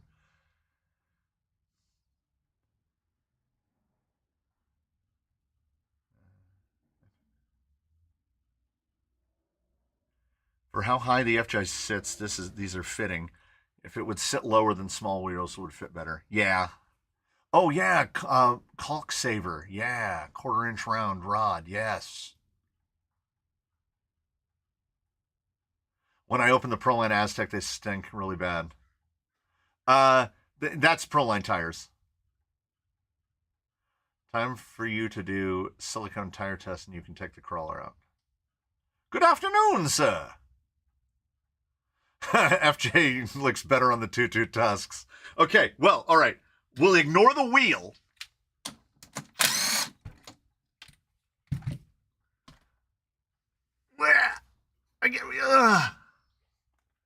And we're not gonna bother with directionality because, of course, I grabbed the 2 for the other side of the vehicle. Now, 2.2 Canyon Trail will get us a little bit of width.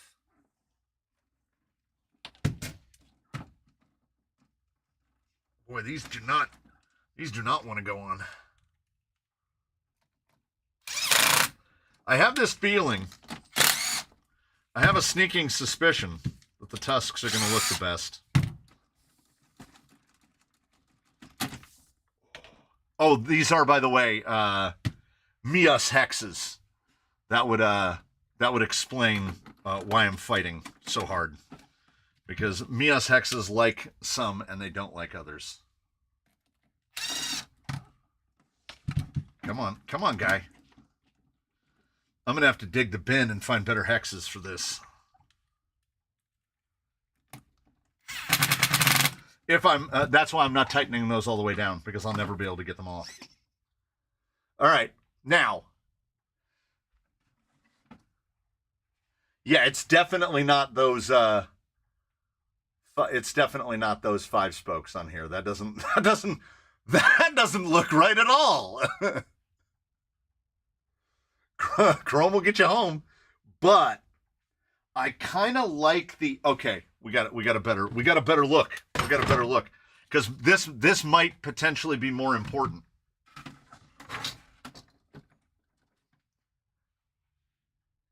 Look at the right. Why is it so dark? Okay, there you go. Look at that beefy boy over there. And then look at this guy over here. I don't know. Now I don't know. Is the skinny one, it's the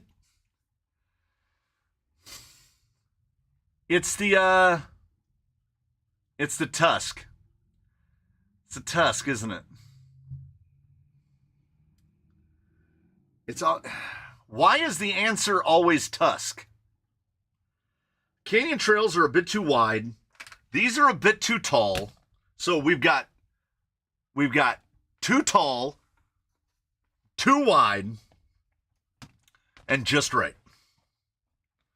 Why is it always 2.2 Tusk? Why is it always Tusk? Why is the answer always Tusk?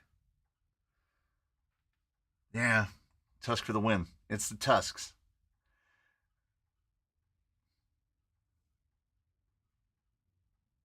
Yeah, well, as Mr. Spain points out, I haven't tried other LPs on it. Right. But if you're going to put an LP on there, just get that one. It's the best one. I think 2.2 Scorpios would look odd because of the tread. Yeah, and every other tire up on the rack looks way too small. Save for, I've got some full-blown, well, these are those fake Ot6. No, they're like these are the exact same profile. So we've already established that's too wide. All I don't know if there's anything in the drawers. I don't think we've got anything suitable.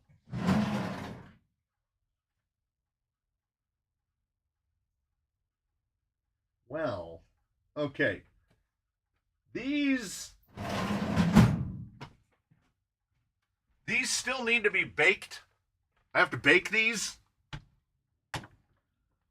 But, okay. So we agree it's tusks over canyon trails. That wasn't that hard. We agree I've got to dig the bins and find better hexes. These are the... I sanded these down. Thankfully, look at this. Thankfully, Mias fixed it. And the last 2 sets of Miases that I've gotten, all the hexes have been great. How many dog toys? I have Baja Claws, but they're the big boys, 579s. And I think 579s are too big. Now, these need to be baked off, which we can absolutely do. Oh God, these stock wheels are an atrocity. Good night. So, I think it's still tusk, but 22 Ripsaw. 22 Ripsaw is pretty close to the size. Now, with the black faux beadlock ring, it's not helping it appearance-wise. It's just... it's tusk, isn't it? I'm enjoying this. Two Moabs would be so low and wide, they would stick out of the fenders. I'm kind of, yeah, not bad, but still, it's tusk, isn't it? It's always tusk. Well, we know that I can dismount the PBX. So, on my errands today, so after the stream, are we making it a crawler now? No, absolutely not. This thing is going to get scale crap, a driver, and probably a passenger, and like a dog. Panther Cougars! How powerful are Panther Cougars really?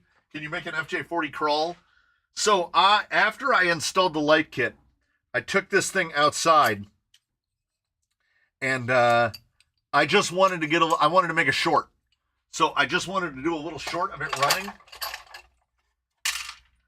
So while trying to drive it one-handed and hold the phone in the other hand, I flipped this. I flopped this thing over onto its side like 4 times. This is as far from a crawler as you can pretty much get. It is, well, the chassis and stuff that's underneath, it's basically the same as the Atlas, the Michigan, and the Willys. So, a lot of pretty pass, not a lot of performance potential. So, oh yeah, so in my errands, now I'm going to have to go to the hardware store, I still call it that, and get some of that caulk saver, because I don't think I have enough stuff here to make a sufficient quantity of tuning rods to stiffen these green things up, because they're so soft.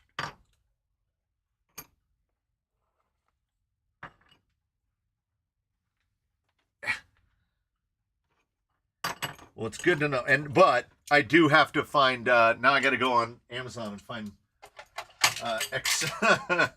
I don't like buying 2.2s, just in general, because they are too expensive. How is the data for the rigs tab on the website going? Oh, I told you were going to need to remind me, and then you didn't. So I'm going to blame Spain for this. Spain didn't remind me to do the thing. This whole exercise has made me start feeling a little sorry for the people trying to choose tires inserts for their $3,500 H10. Yeah, well.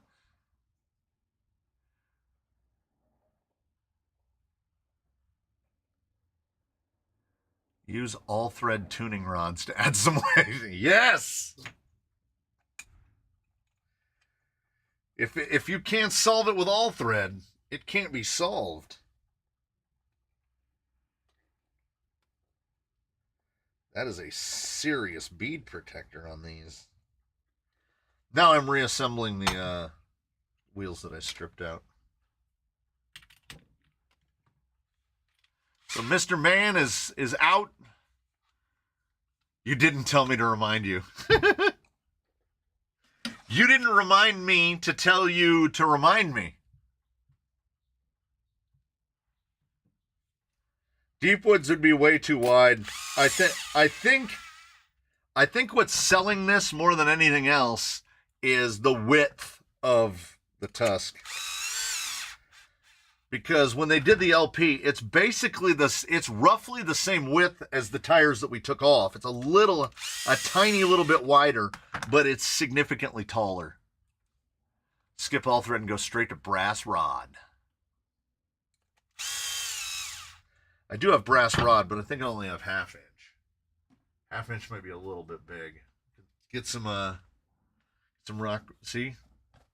Well, we're already here. Yeah, I don't have... Plastic wheels do go on and off pretty easy. And here's the beauty. This is why it kills me that it's tusks. We don't need performance for this.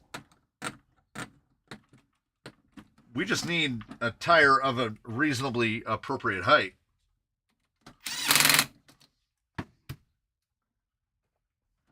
Put some fake rock grabbers on it.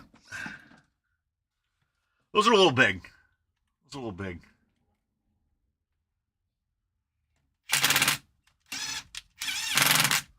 I don't want to tighten them down too much and not be able to get anything off the vehicle. Look at these monsters. You don't know till you know what? I think this guy could sell black wheels. Like if nothing else, we're at least figuring out what the wheels are going to look like. Put XHX pins on it. They still don't, right? They don't. Injora doesn't make anything bigger than the normal one. An XHX pin is going to look like a temporary spare on this thing. Roll away. Like, that's not the jam. Will they rub?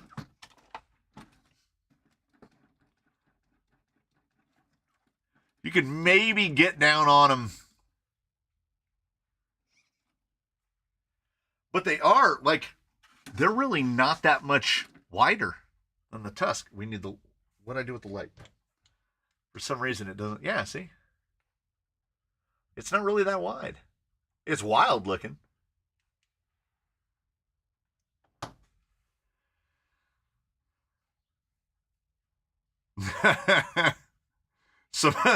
Some big fling kings. Every time you change the tires, the look gets worse. Get down on it. Get down on it. But I think that this does help establish that the black wheels look kind of okay. I still would like a vintage. I would like something we could do white, but I felt like white might be too on the nose. We could do bronze. Like, where's that guy? See, now it's just about, don't look at the tire, just look at the wheel.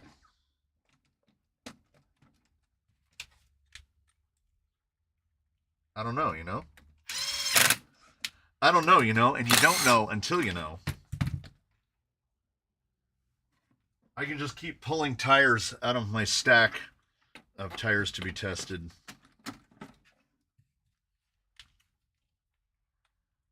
Because I know that these are not expensive. I've seen these on Amazon. Like, that's... Bronze and Blue is 2 Subaru. That's a poem. You just wrote a poem. So I don't know, what's taller than 475 but shorter than 525? Oh, hold on. Hold on. I don't know. Are white wheels, is white too much?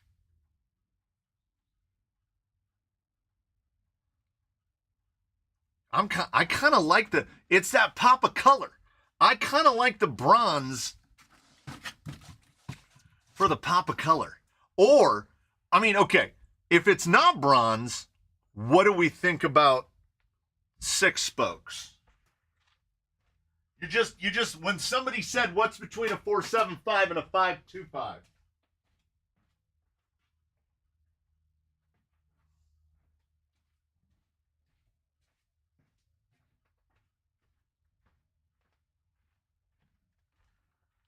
Okay, I'm going to try to figure out how to, okay, we're just going to do it this way.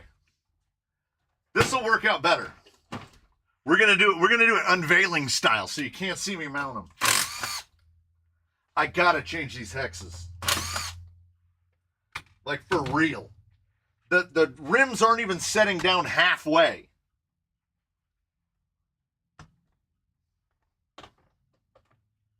Oh no.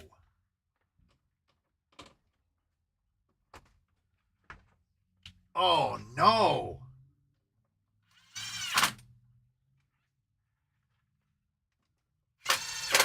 Okay. All right.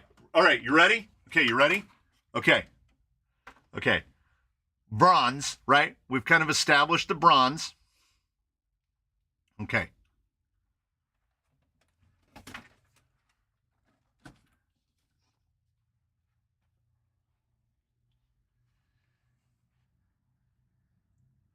That's pretty good, right? That's pretty good.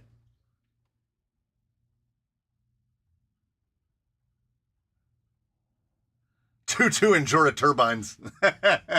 I don't know if this has got it's got the turbine look. So Trepidors. 1.9 Trepidors, because now you got that look at the difference in size between those. That size, who said it? Who said the damn what's between a 5-inch? What's in a 5-inch? That 5-inch that's right about there, isn't it? Because now we've got that 1.9 thinness. Wheel is great, color is wrong. Well, there's something good about that.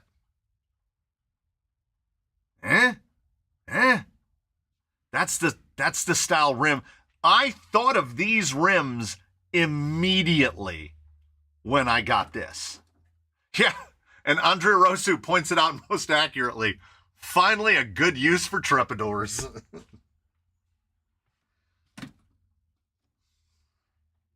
Those look pretty good.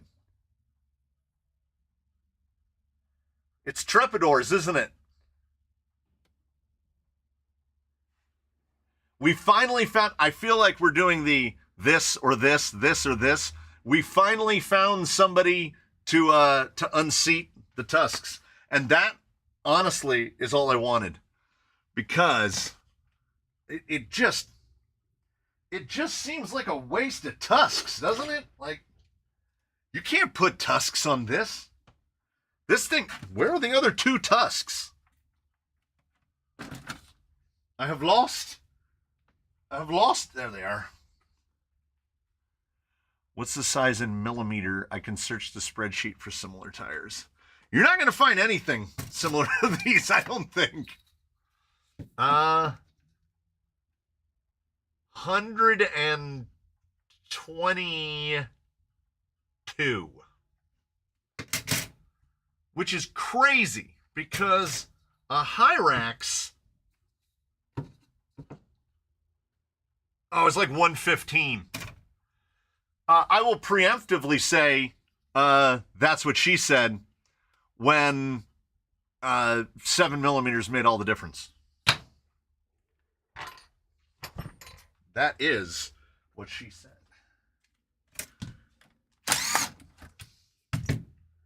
Now see, here's ones that I don't have to worry about stripping out, because Triol's going to give you decent hardware.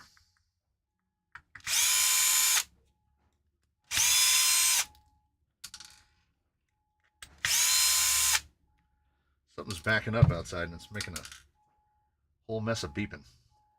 These have been on here for a minute, so.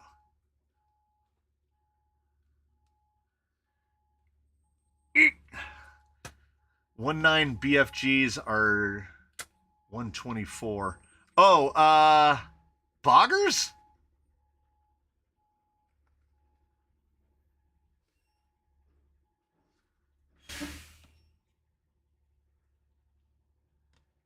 Now, the question is, I got to see what this is.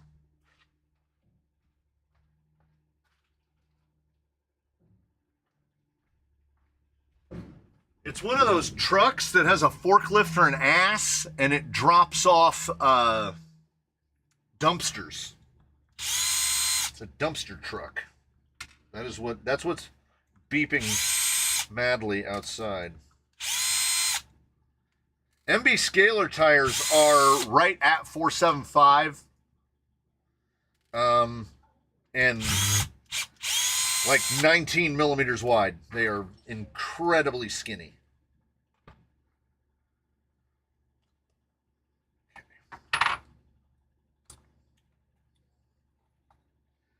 Now the question is, yeah, this always these little like weird little rubber bits fall out of these all the time. Yeah, these were ones that were so firm that I was like, there's no way. Because, let's see if because we're talking, so 3 millimeters on either side. Might have to shim these. Yeah. Yeah, a foam to fit these precisely is gonna be tough to come by.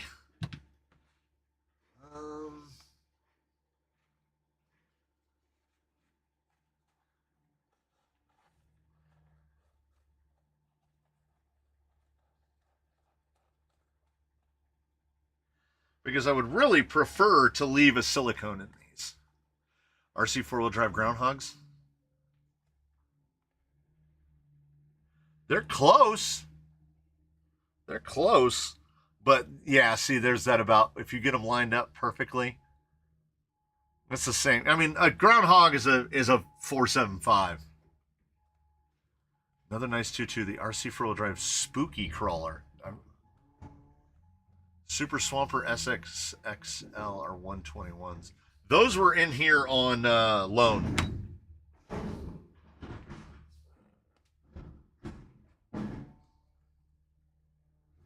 So I don't have any, I don't have those. 2.2 megalithic, 1.9 megalithics or 120? I don't know, they don't seem that tall to me.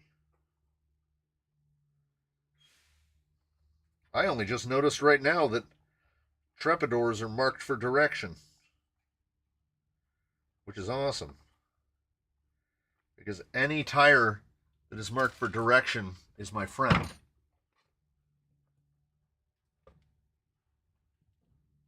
Oh yeah, boggers are real big.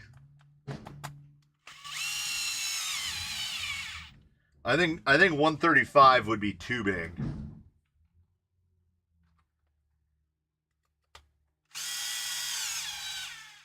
Who's fitted with Megs? Lolo.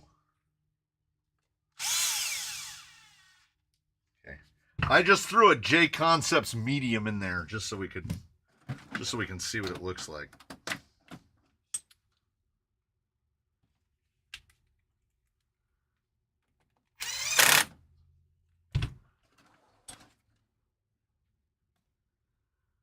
Yeah, it's the silver, isn't it? It's the silver.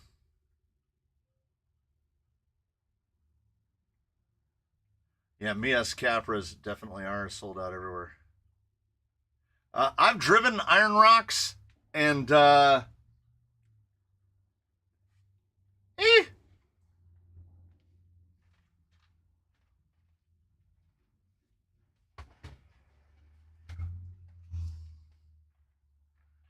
that doesn't look like 120 to me. Could be. So it is. That's 120. They don't look that big. Yeah, but they're basically the same size as those Treps. Yeah, they don't look that big to me on here. There you go. No, they're 120.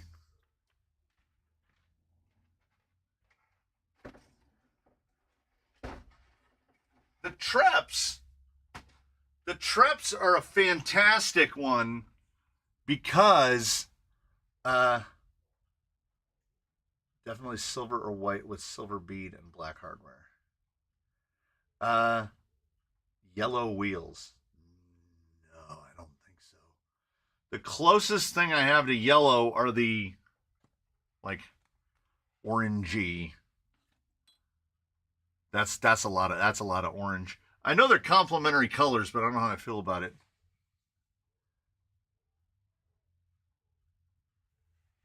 What size are the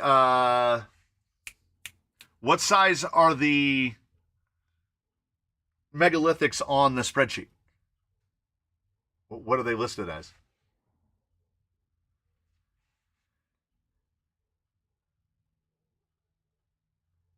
This thing is not getting Fling Kings. I'll tell you that right now. And wouldn't you know it, just a J Concepts medium foam in a Trepidor is pretty good.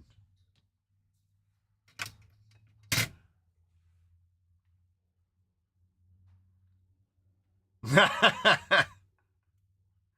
are some OT6 clones in 125.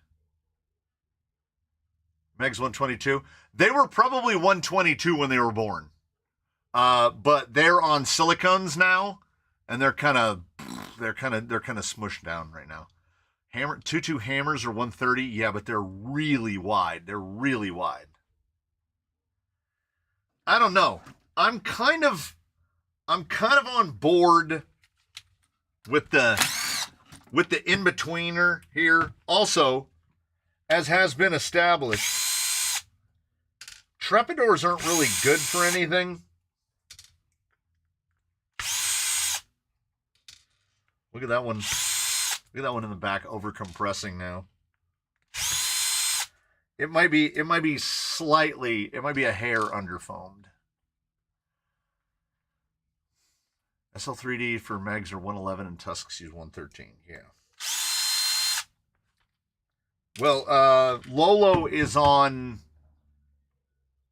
green silicones.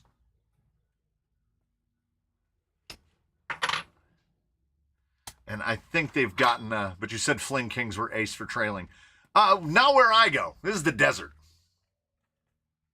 We don't, we don't quite need that. Have a good dinner, Jonathan.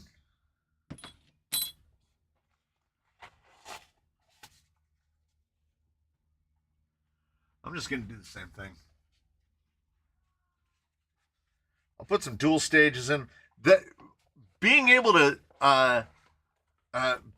stick with a 1.9 is also preferable. Honestly, just easier to work with.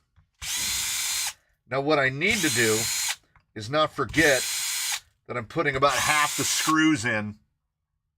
Did somebody give out more? 5 more. John Allen, Meat Blossom, wrap a silicone with fridge foam. That's what I'm going to do. That's what I'm going to do. Pizza and nitro.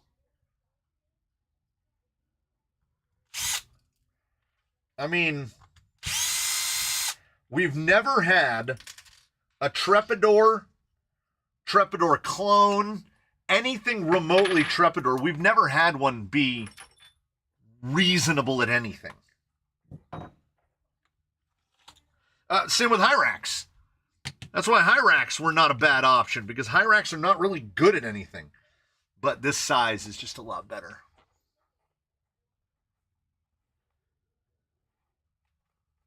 Using Jora reds. I have reds. Do they fit? Do they fill? Now, even with the Hulk and the bulk of this guy, this still feels too stiff because he was running these. This is crazy.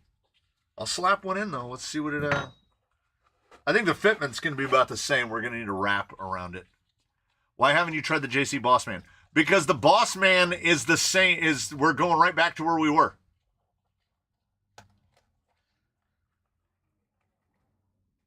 Uh-oh.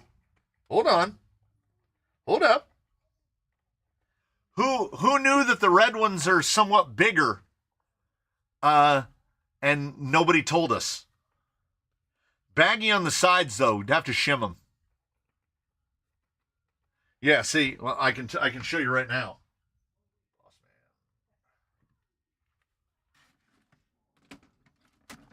We're right back where we started.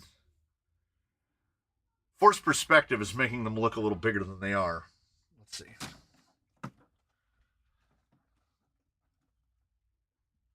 Yeah, it's just that little extra bit. I got to get the pressure off of it. They're about 5 millimeters. About 5 millimeters too short. Bossman, not a bad choice, though. But I think it's got to be in around... I would actually like it if the Trep stood a little bit taller.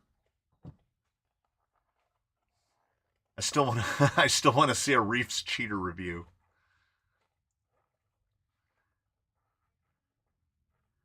Yeah, that rear is on that foam is really deflecting. I'm mounting one up with a red right now just because I want to see it's trills. They don't take that long to mount. And mounting a tire on a silicone is like the absolute easiest. And if we can run silicones in them, we have no worries. We're already leafed. We're already stiff. Let's go double stiff, you know?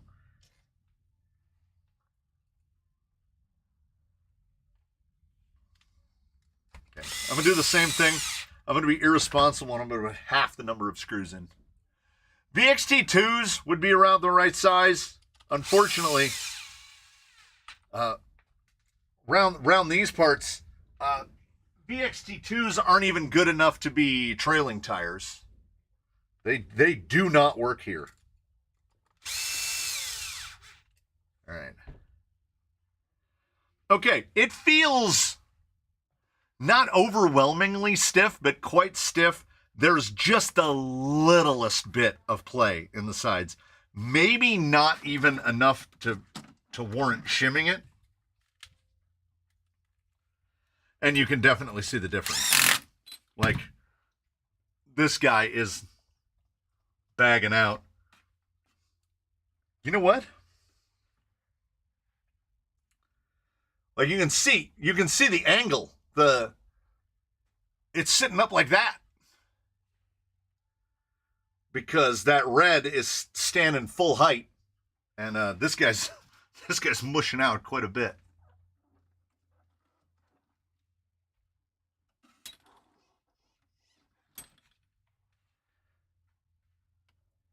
I think it might be Trepidors on reds.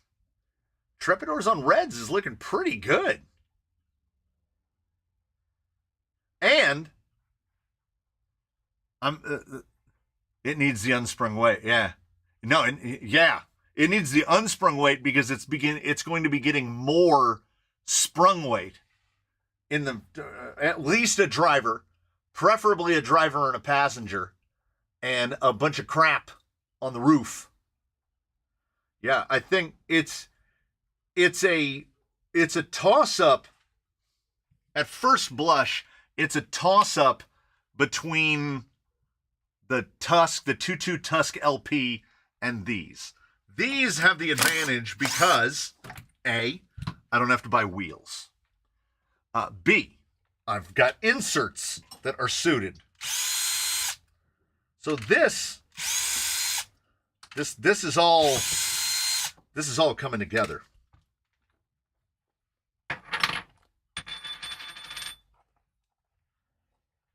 You know, for a trail rig, the reds wouldn't be too bad. Yeah.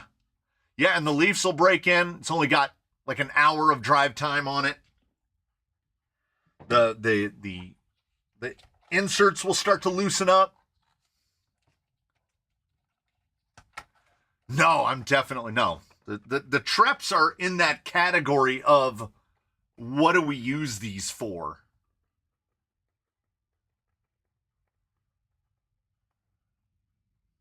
Yeah, I'm on board with the Treps. Huh. So that's the same wheel, right? This is a bronze one and this is a silver one.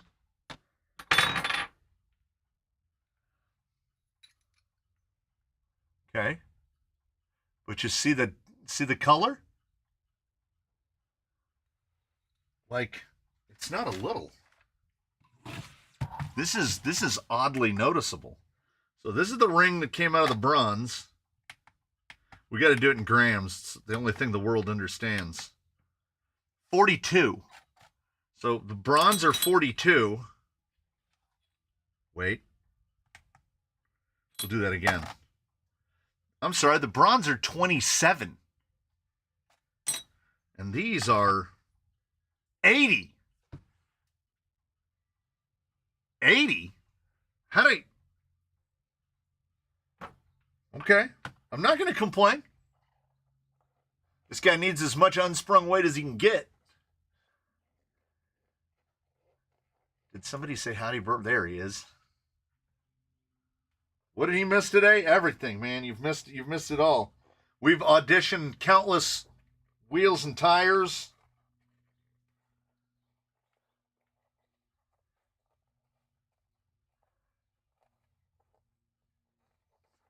I think they're steel. I already mounted this one. I'm not pulling it out. When I take the next one apart, I'll put it on the scale again. There's 79 grams. Unless my scale's lost its mind. Oh, we can do camera 3 for that. Yeah. I think the reds mount. Yeah, I know. Once he shows up, we don't give anything away. Because he'll win it.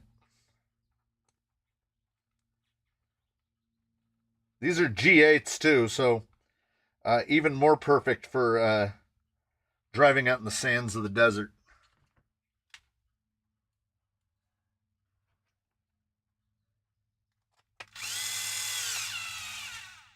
I ordered these off Amazon, and I didn't buy weighted rings or anything. You really can't.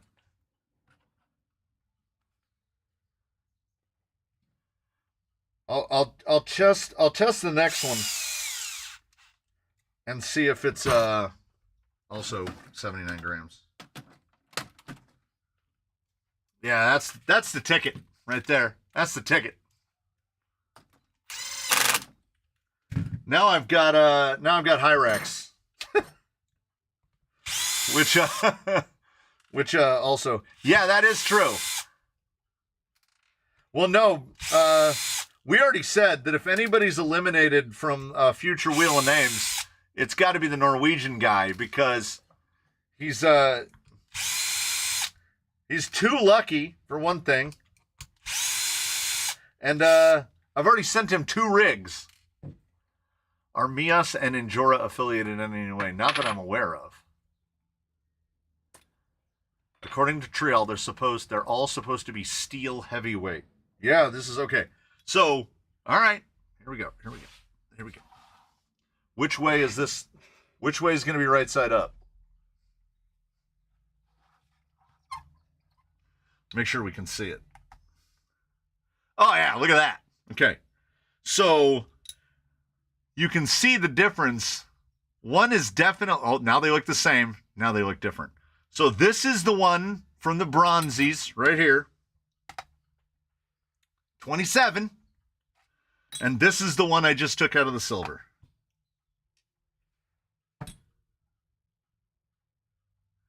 There you go. Steel listed at 78. Aluminum 27 and brass are 124. 124. 124 is stout. How many more do I need?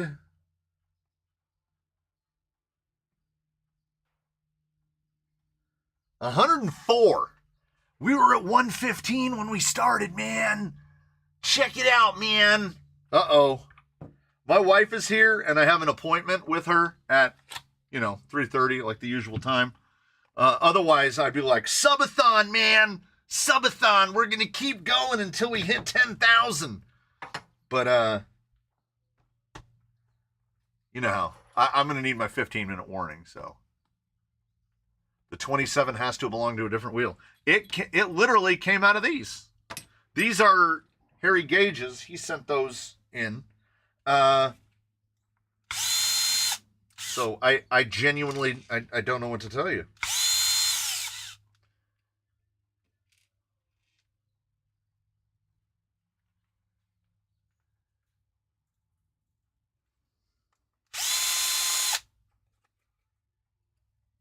I'm not a huge Swamper guy. I'm not a Trepidor guy either, but knowing what this is and what its intended purpose is, the Treps look pretty great. And like I say, if I don't have to buy tires or inserts or wheels, we've just... The Trepidors here are the trifecta. They really are. I don't have to buy tires, wheels, or inserts. I can't think of anything better. Oh, I need to do this though. If it's not facing the... Oh. Yeah, now the bronze looks offensive to me. That turned quickly. And these red inserts have been hanging up there forever. Trail has 2 different SKUs. They have an aluminum and a steel, each available in 4 colorways. Did not know. Had no idea. Are they different prices? Because I definitely bought the cheaper ones. I think I spent $42 on those. What is the box with lights that move when you talk? It's Frekvens! Discontinued again from the IKEA. You can link them together. You can make like modules that link together. And by the time I found that one, they'd apparently already been discontinued. 53 and 59. Oh. Then I'm pretty happy about only paying 42 for the for my silver ones.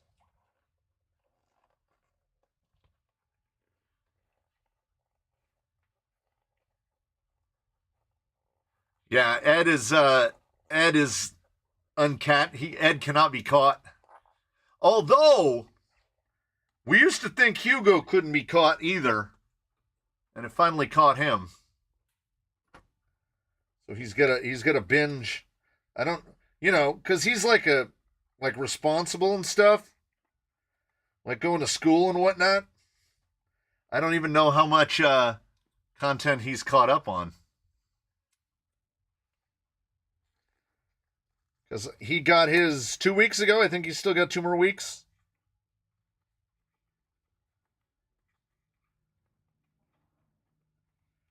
I'll give it to the Treps on this. They have a nice bead protector ring. They got a good lip inside the tire. These are pretty easy to mount. Oh, well, here's what we should do. Here's what we should have did. So we got that big ring. Ugh.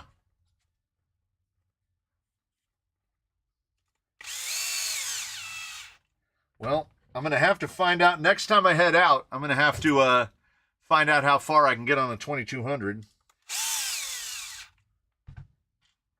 And I still refuse to take any spares with me other than batteries.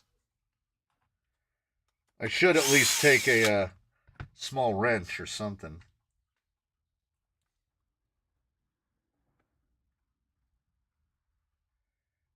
Because, man, this red feels comically hard. No FMS in my fleet yet. Torn between the new FJ40 and the LC80 Pro. I don't recommend the LC80 Pro. The value, I don't think the value is there.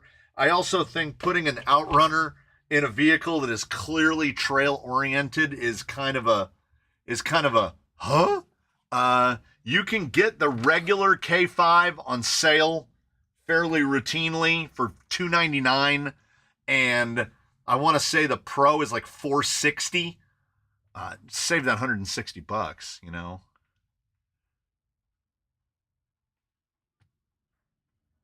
That's not as heavy as I thought it was going to be. I mean, 287 is pretty good. Not if we view it in the eye of like what this whole hobbly bobbler weighs. He is not light. I have scale hubs for him too, and we'll be able to put them on here because these wheels fit these hexes just fine, and I'm not going to need to do a bunch of tire swaps. I just realized I left you on 3. Back to 1. I've only got 2 more tires to tear down. I love bead locks. Get those black fingertips. That's how you know you're working. Are the frames dropping? No. We've barely dropped at all today. I really liked your trailing video. It was 10 degrees in Maryland, so I did my trailing through your video. Yeah.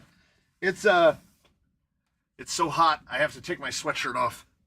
It was really, like, I've called it a meat locker in here before. It stays like a meat locker. So I've had all the doors open, as you could see. Like, can you tell that I have the door open? There's a little bit of a blowout on the camera when you try to look outside. Well, we're just on the surface of the sun here in Southern California. It takes forever for the warmth to get inside the building, so it's not uncommon to be 15 to 20 degrees cooler in here. Do you have white wheels? Would be perfect. I think white wheels is too much.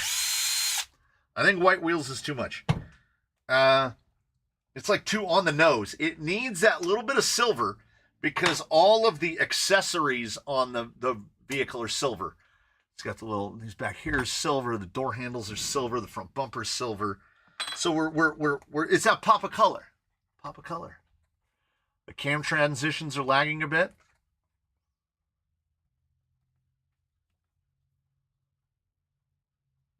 Wait screen, camera. How much did that lag?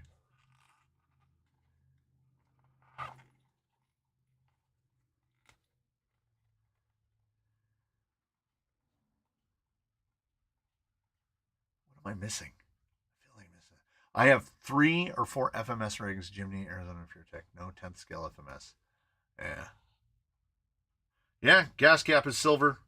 Was it on the other side? Yeah, it's on the other side. I just, honestly, I don't know. Like, this might be right, but to me, it looks like it's too tall.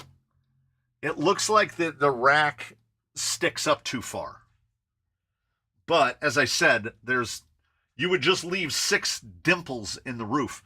Does somebody make a really, hey, who makes a really expensive roof rack for the FMS FJ40? Give me a line where I can pick one of those up. I'm sure CC Hand has got to make that, right? Is it dropping frames? It did just drop a couple frames. It dropped about 200 frames just now. But overall, we're doing pretty solidly okay.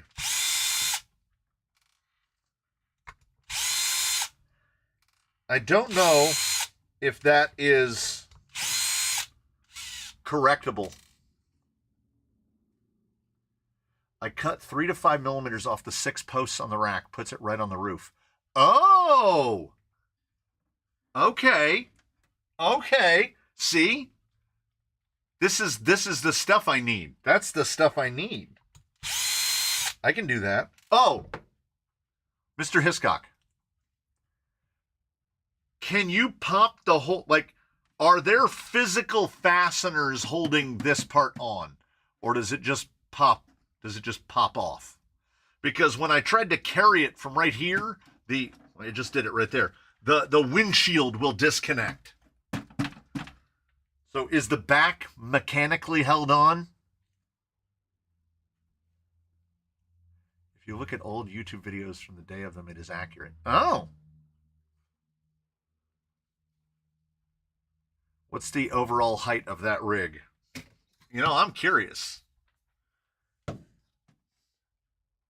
Just a hair of 330 millimeters, man. There's 330 on the ruler right there. 330. Yeah, I think if you put some crap. I kind of just like the idea. What was the weird screen vibration at the end of the members hike? I don't know. I don't know. I'm going to have to go back and watch it myself. I didn't see it. I didn't notice it in the edit. This one does not want to let go.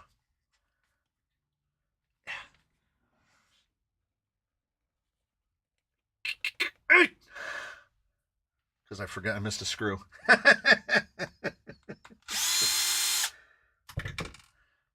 Would have been more impressive if I had done it. If I can push a bead lock apart while it's still bolted together, I would be impressed. Some silicones come down, some silicones go up. Paint the rack silver, won't look as tall. 6 screws hold the rack on the inside. I think there are screws holding the body together.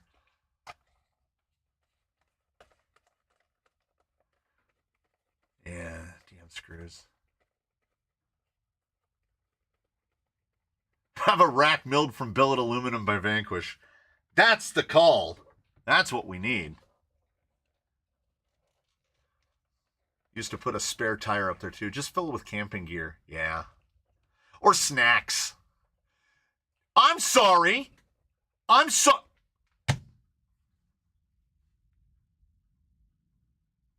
watching the names go by.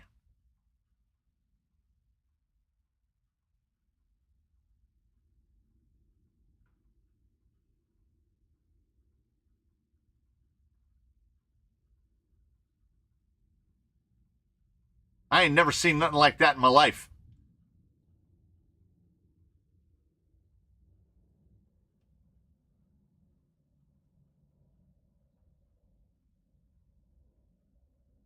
Oh, by the way, I'm still just watching it. I'm just sitting here watching it. So as we learned last week, not only do you not have to be here to get a gifted membership, like you don't have to be in the live, you don't have to be watching, you just get an email that says that you've gotten one. It's still going. It's still going. Someone had asked me, it's still going? 50 is so many. It's so many. And I think he got clear again. Ed Scrivener got clear again.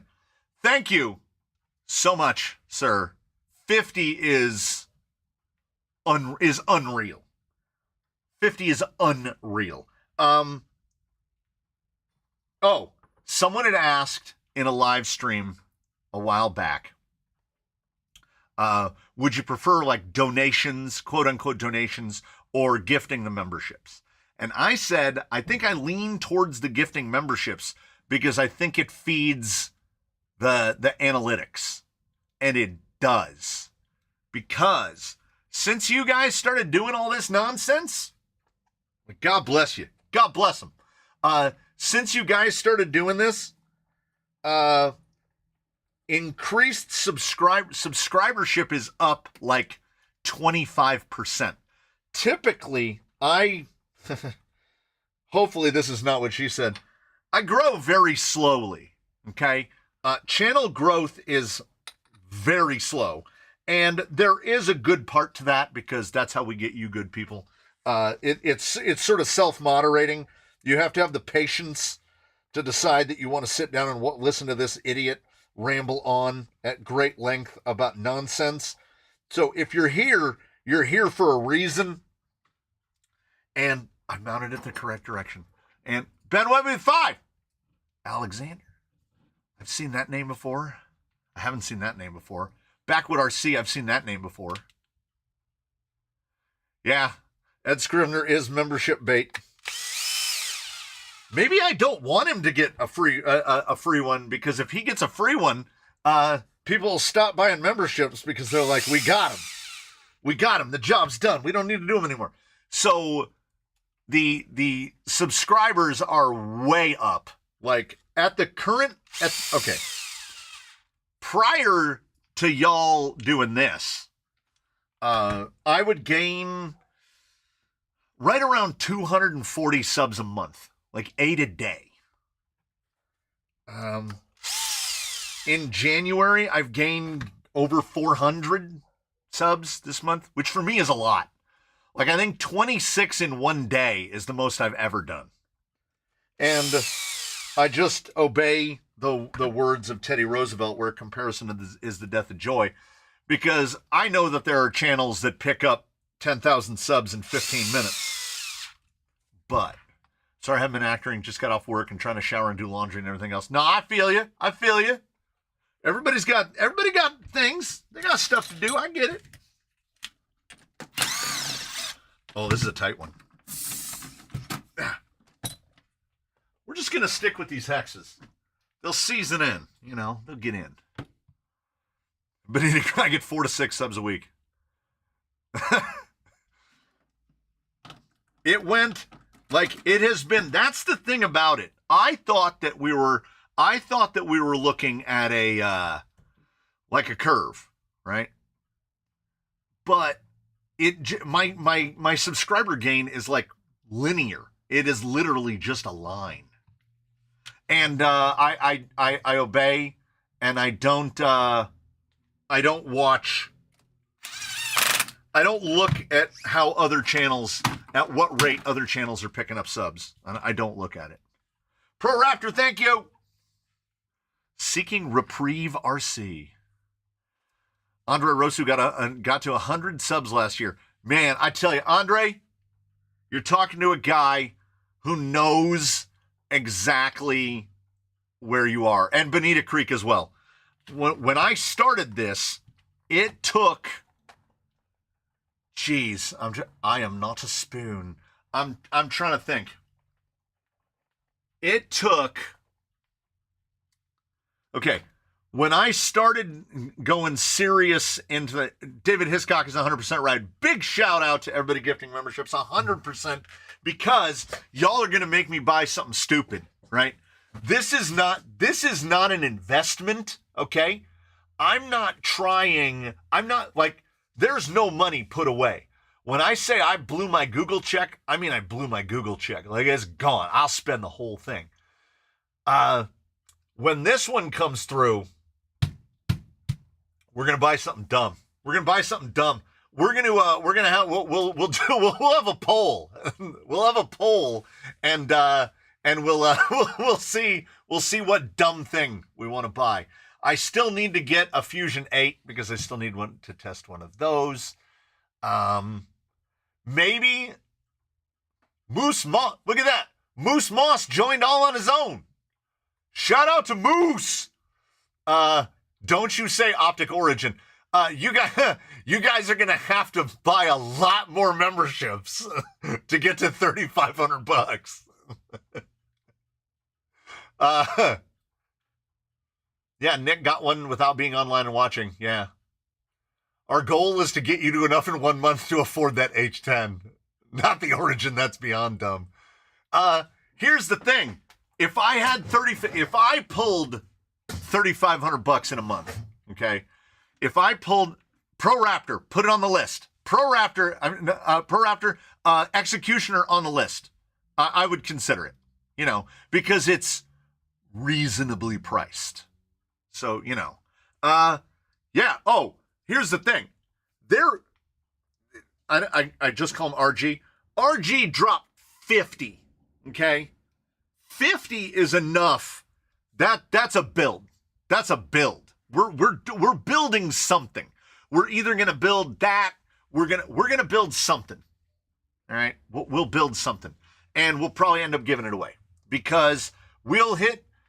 You know what? I'll just say it now. Okay, we won't go by the exact number. Hey, we picked up one more. We're 103 away. Oh, budget origin. Budget origin is an option. You got to buy a big trailer or the parts to build one. I agree.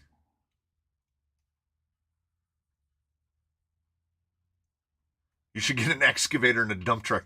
That's probably more money than getting an origin. And see, is that just him spamming Executioner? Yeah, Bonita Creek has said it a bunch of times. So I think you should do a CP73 tires with beadlocks. Do 8x8 with them. Yeesh. Yeah, Bonita Creek is just spamming Executioner. And I'm foolhardy enough to think that it's multiple people saying it. But it's definitely in the run. So, okay, here you go. All right.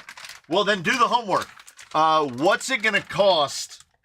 What does it cost to order the bits for the Executioner? The rails and that stuff. We'll decide what axles we want to put under it. That doesn't have to be decided immediately. Like I say, this is like this time next month. I already spent this month's money because next month's money is going to be bigger than this month's money. Spend the money to build a proper small-scale comp rig. That's the worst suggestion ever. Auto declined. I don't know why everybody wants me to do the mini thing.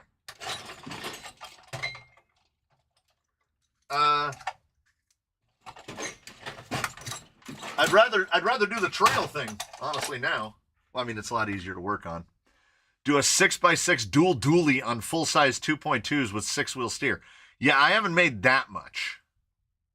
Hey, a Lesu jump truck is only $4,000. It's not bad. I mean, I could buy an actual tractor for $4,000. Buy one of those Orlandos. There's another 132nd. There are already way too many mini videos. Espresso-matic. You and me, buddy. You and me. You and me. Do a mud truck for the one day a year it rains at the canyon. Was it last stream that I mentioned it hasn't rained here? We haven't had a day of actual, what do they call it? Accumulation, where it rains enough to where it's actually measurable. We haven't had a measurable amount of rain since it's been almost a full year since it's rained. But the news isn't talking about drought.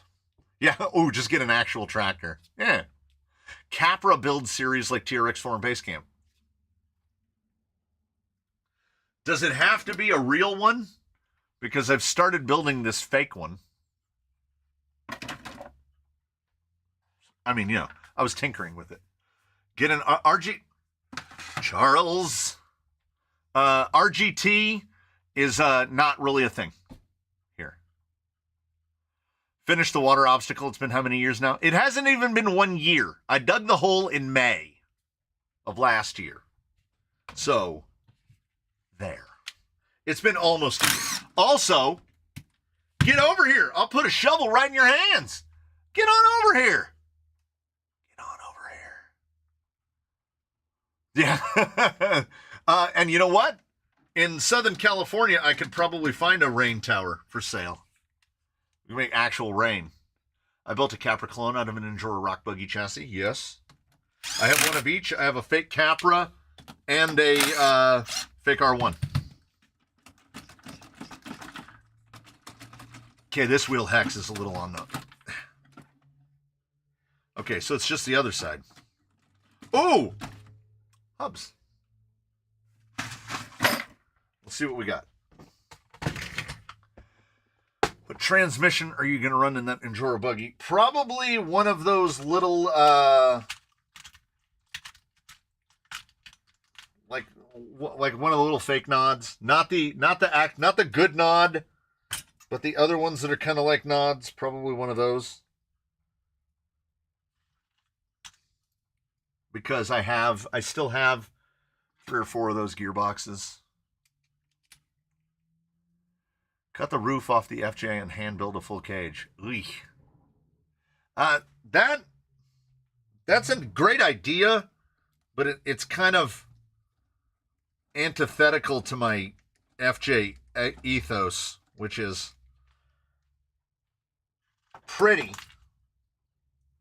everything else secondary. This makes it a lot easier. Oh yeah, that's this ticket.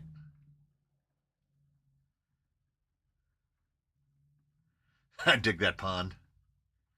Have you converted the FJ4 to the CT4? No, it's still on a, well, it's on an RC, it's paired to this right now, this RC6, but it's gonna get an RC4 because, well, I don't know.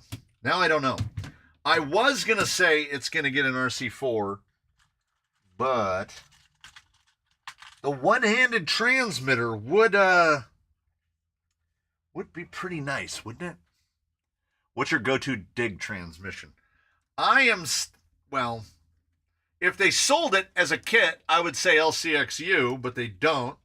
And I don't want you to have to buy an entire Basecamp Builders just to get it. I am tempted to put that one-handed guy on here. Amazon Dig is my go-to. This one. Not the monocolor ones. The monocolor ones are not as good. They have like brass components in them. They are not recommended unless you have a parts bin in order to attack it. So what you want is you want the Tritone dig box. You want this one. It's got the silver color. It's black in the middle and it's red at the back. That is my go-to. They do require some of the hardware to be changed. There tends to need to be a shim put in there, here and there. But I have like 7 of these and have never had an issue. I've had one issue with one of them where the set screw inside the little dig part came loose and I had to actually go buy a 0.7. Yeah, the monocolors, the Tritone is like 40. Yeah, that's the one. So leak some info for me. What truck was the trail ride done with? Look at that. Tell me them scale hubs ain't it. Tell me those don't do it. Like, you got that, and you got that. Ah, come on. It's not even close. This guy is really, it's the opposite of a Mini. So it's actually pleasurable to work on. It's so enormous. Look at how much nothing it is underneath.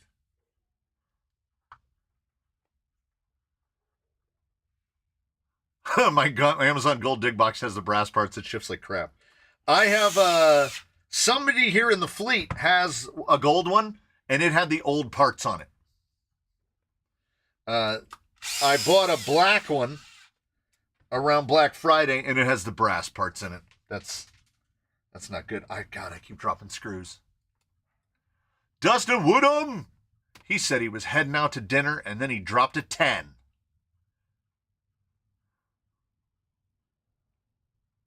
John Master Bray. Kenneth. I feel like I recognize that name. There it is. There it is. Ladies and gentlemen, if you were here for an epic moment, there it is. Got him. Got him! Mr. Moderator, how many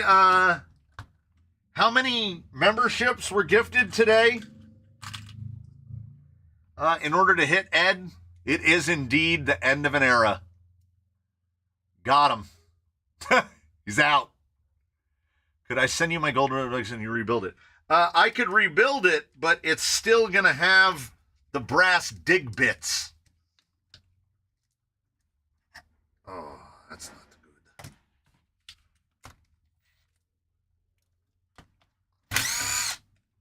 Yeah, I have mine here and I have no idea what I'm going to do with it. It's just stuck in a box.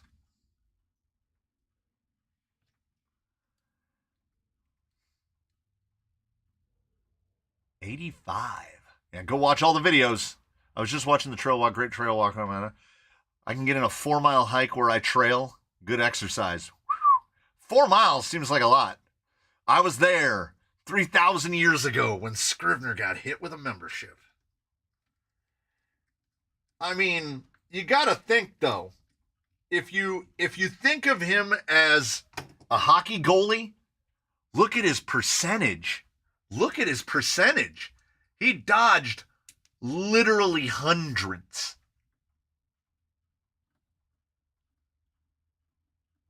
I'll start it again in a month. How many members are you up to now? I have absolutely no idea. We had lost about 50 in between last Friday and this Friday, but boy, have we picked some up. I'm trying to remember where can I even look at members on the mobile? Oh, wait, no, I've got a window right here. Derp. Half of them aren't showing on the money tab. The 50 aren't there yet. Oh. All right, let me see.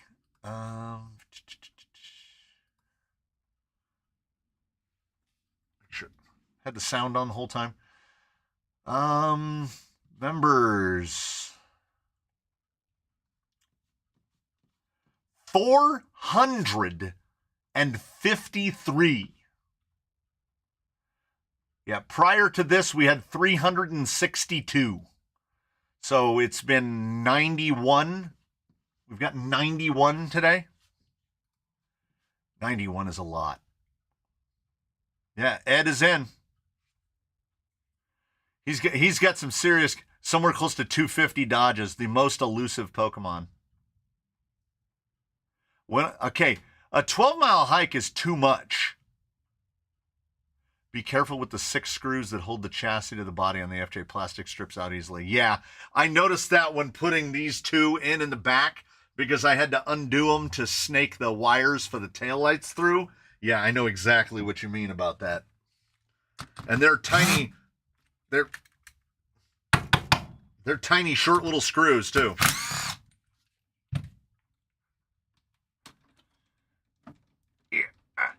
I'm working on an 8x8 dual transmission with 2 80-turn motors and a Honeywing 880. 3D printed a chassis and a transfer case and transmission also 3D printed. 3D printed AR60s with 3D tires. Wow. That's as DIY-ing as you can DIY it. Me and 3D printing, we're a bit like this. We'll like throw your dukes up. I blame it on my age. I want to fight it. I was thinking that as I was cutting out an aluminum part this morning. I was like, I could 3D print this after in a week.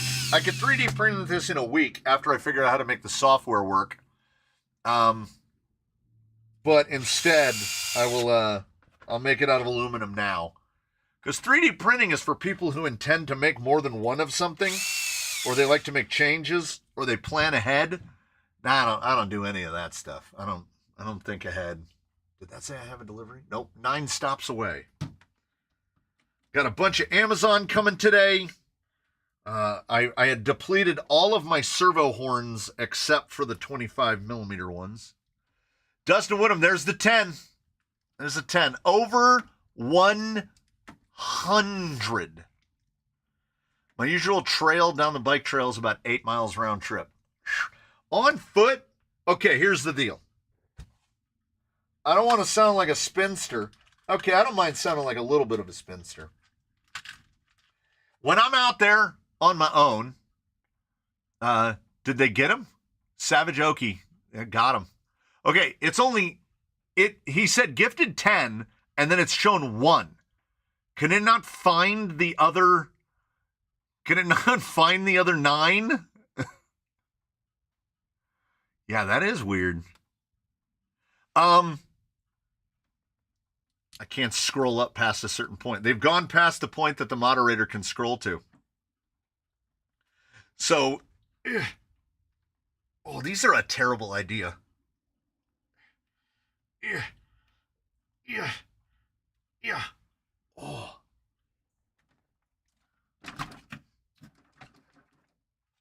Yeah, those are pretty firm. Those are pretty firm. Yeah. That last 10 broke YouTube. It said gifted 1, and then it just there it went to. Does it not have anybody else to pull from? It definitely has somebody else to pull from. We've got, well, let's see. With all those emails going out, yeah, picked up 2 more. 9898 is where we're at. We need more visitors to the stream or people turning on gifts. Yeah. Is there a cap? I don't know. YT has given me an error last week and earlier today for the gift. Oh, gifts ask you to accept. I had to click. Maybe the missing ones haven't gotten notifications yet. That's possible.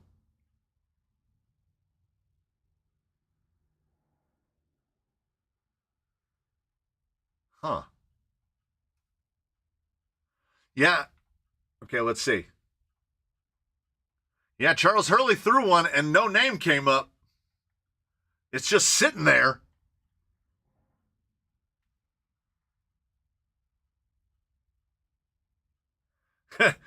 Yeah, y'all broke YouTube. YouTube is confused.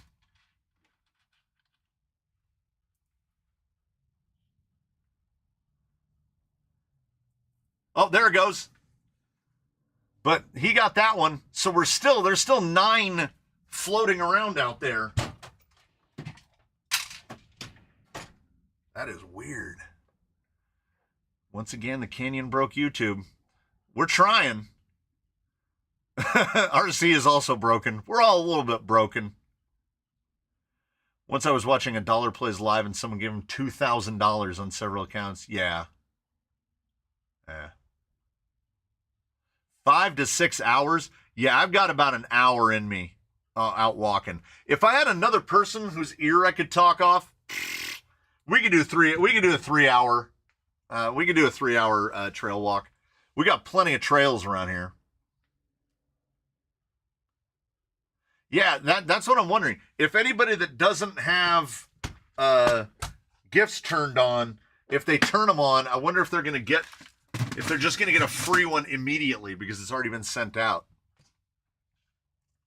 I have a 10 to 12 mile loop with a lot of good hard terrain I try to do once a month, but that's a big day when you're hiking and driving all the hard stuff. Yeah.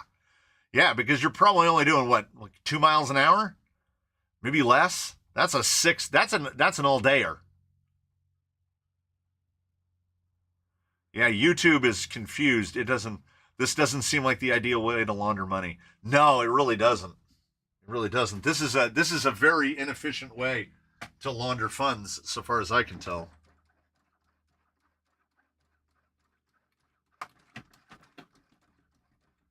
Yeah, those leafs are going to take a while to break in.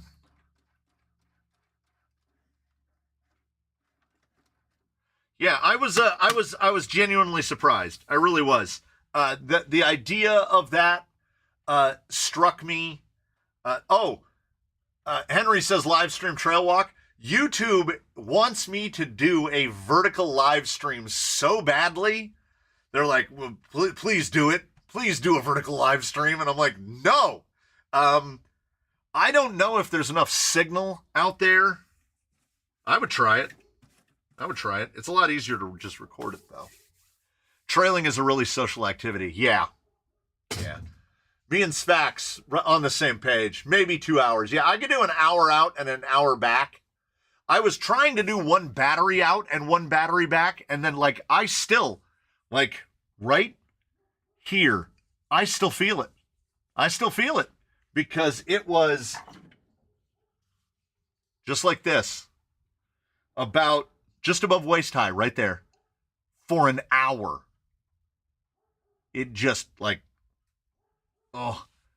if I make that motion now, I feel it so much right there.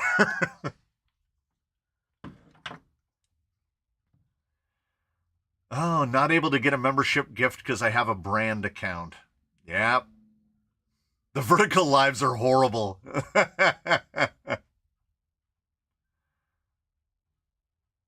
Did you mod the leaf pack at all, or is it completely original? I'm pretty sure I didn't do anything. I don't think I did anything. I don't remember. I don't know. I don't think I did. I have a video on it that I keep reminding myself to switch over to members. You know what? I'm going to do it right now. It's probably rolled onto like the 3rd page. Let's see if we drop frames when I try to access anything.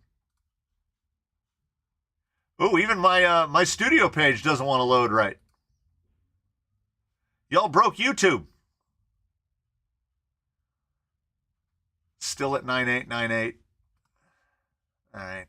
Let me go down to where I'll have one that just shows as invisible. I'm going to move that one over to members. It's when I installed the God, how long ago did I do this?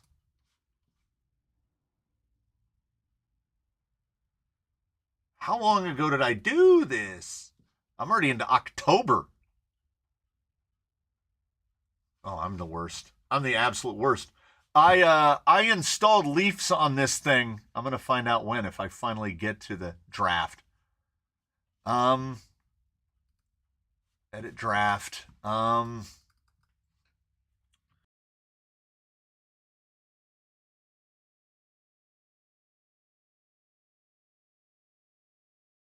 FMS FJ40 Leaf install. Been sitting in the bin for months. I think I uploaded this in like the end of October, and it's been sitting here. I'm gonna go with an auto-generated. We're gonna go with that one because it doesn't matter. I never even did. Wow. I never even did the description, nothing. Wait, I said monetization off. Next. Members only and publish. All right. You can watch. We're just gonna August 29th, people. August 29th. I made a video on how to put the Leafs on this on August 29th and just never set it to live. This is a good place to be. I like having enough content that I don't know what to do.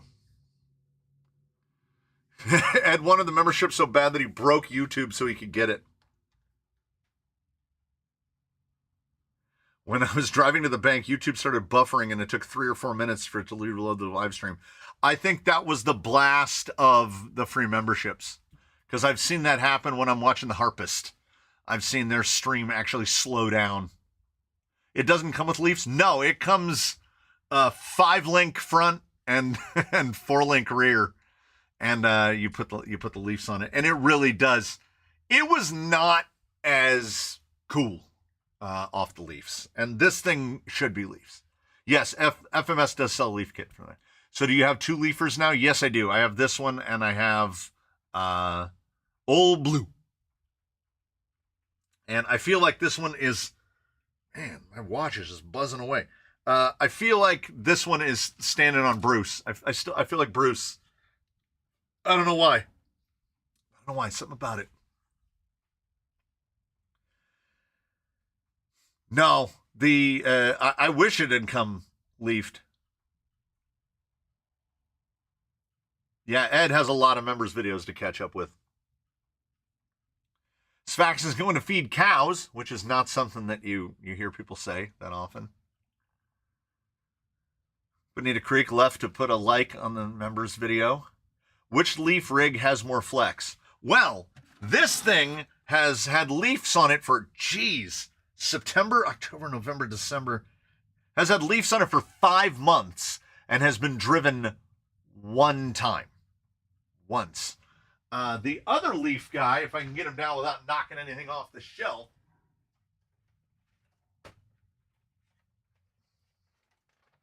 See, now I remember. The other one, I had wanted to do the flip on this one that moves this shackle to the back because it makes it climb better, and then realized that it doesn't really matter. So this guy, the dusty boy that he is, He has been driven a lot more. So he actually has flex. A little bit less in the front because he's a little more stiff. He hasn't been driven enough to break him in either. Hey, look, 2 Toyotas in radically different sizes. Oh, in terms of a driver, he's here on the live, or he was earlier. A gentleman from jolly old England has one of these, and he has found a figure that fits just perfectly in this like 1/7 scale. Yeah. So Neil Daniels is now realizing, and until you have a banana for scale, you don't really realize how big that thing is. I had no idea how big that was until it arrived. It's really big. So like I said, he's in a box. Yeah. All right. So, like if you get yourself a full-on 12-inch guy, this guy was sent in as well. Look at his giant hands. He's got hands that are my scale. Right? So this is a full-on 12-inch guy. That doesn't, honestly, that's not that far off, right? It's just far enough off that like he doesn't fit. A performance leaf build. I honestly, this is a me thing. This is just me. I don't really understand performance leaf builds. Like, it's never going to be as good as a 4-link. So you're just trying to make a leaf perform like a 4-link. And okay.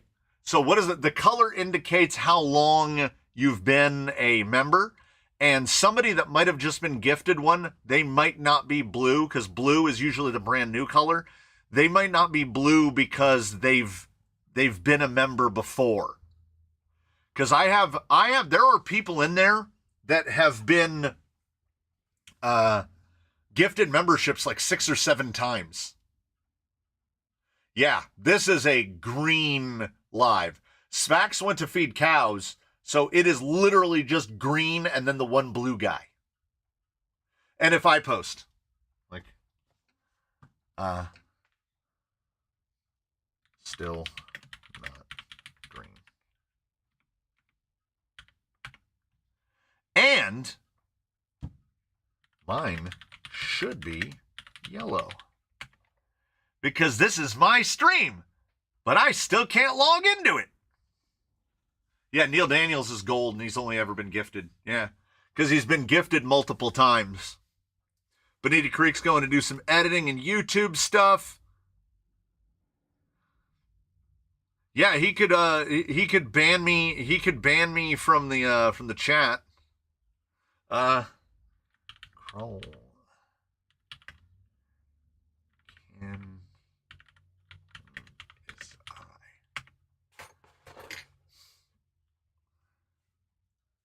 But because of something, it's something in Elgato.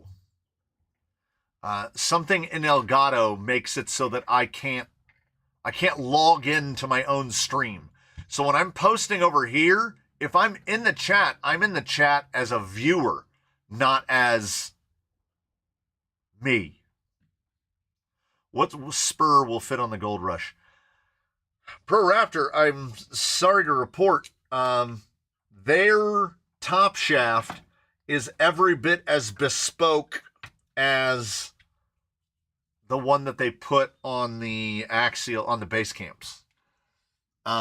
So the one that comes with it, or you can change out the spur adapter. The one from a base camp will fit. You can change out the top shaft, but like in terms of the just option, there isn't one.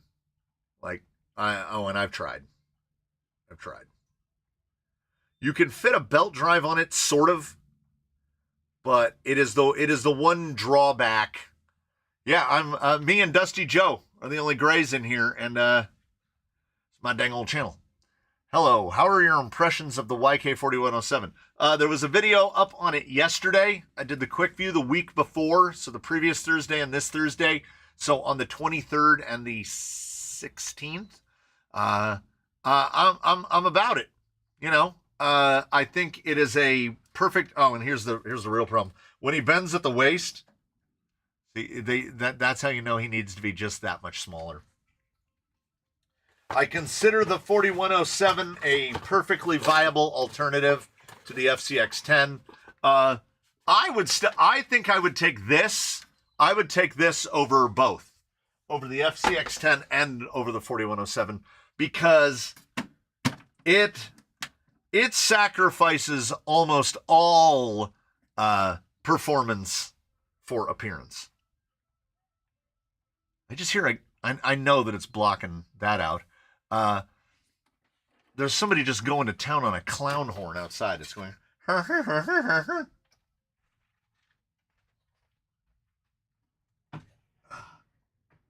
This, ladies and gentlemen, this has been a perfect stream. Legitimately, wouldn't the park ranger from Yogi Bear look great in the FJ? Yeah. Mr. C, where's Lord Pennaby? He is still bodiless. This had to be detached. It needs to be remounted. He needs to be switched to a different receiver box because that one no longer fits. The body needs to be put together the rest of the way. I think the problem that I've been having is I've been debating over how to paint that body. And I think what I need to do is not paint that body. I need to assemble it, I need to mount it on him, and I need to get to testing tires because I have a set of King Trekkers. I got a S5 Class 1 King Trekkers. I need to test those. So I need to stop goofing around and just get to the business of doing it. JP Worth's Bluetooth headphones died and he's at the grocery store. I like people that just continue on with their lives as they watch the stream. I'm all about it. There's a stripe kit out there. Lord Pennaby has to be patina. Lord Pennaby is going to end up patina. So maybe what we should just do is paint. Give me a color. All right, where's the box? Where's the box? I'm going to make a bunch of stuff fall down. So if you hear a cascade of sounds. Yeah, here it comes. Okay. All right. Pardon me, hard body. Get on with another hard body. All right. Oh, that's not the only video today. That's the members video for today. There's another video that comes up at 4 o'clock. So, he just needs to be assembled. But before we do that, I will entertain painting this one color. So, Lord Pennaby is going to be one color. One. I will do a base of primer. We'll do like the copper so that he can shred through, and then he's getting a color. So what color is Lord Pennaby? Taking in mind that I'm not changing his wheels. Those are his 8-hole wheels, because those are the exact same wheels that his brother wears. And I got to figure out a place to put. I'll probably just ditch the receiver box. That'll probably be the best idea, because then we can just stick it down on the side. All right. So his wheels are orangey gold.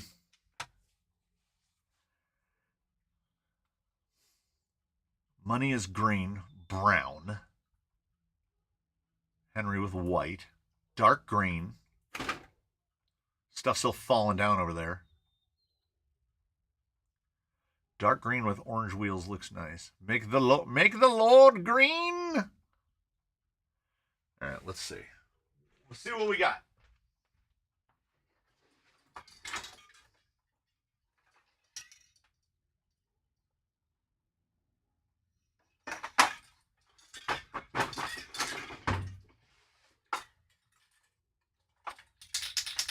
Not enough. That's basically full. This is painting by committee.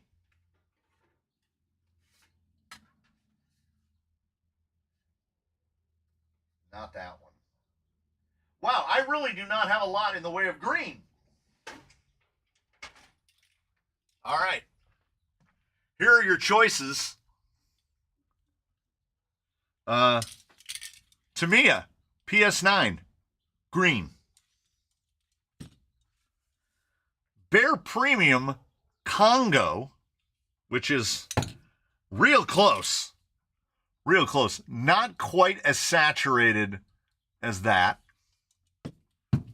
And then we've got Weekend, which is not I would put it like, so where do you all put teal on the green spectrum? This is kind of in between green and teal. So there's your, hey, look at that. There's, wow. In that light, that is black, basically. There we go. That's a little more green.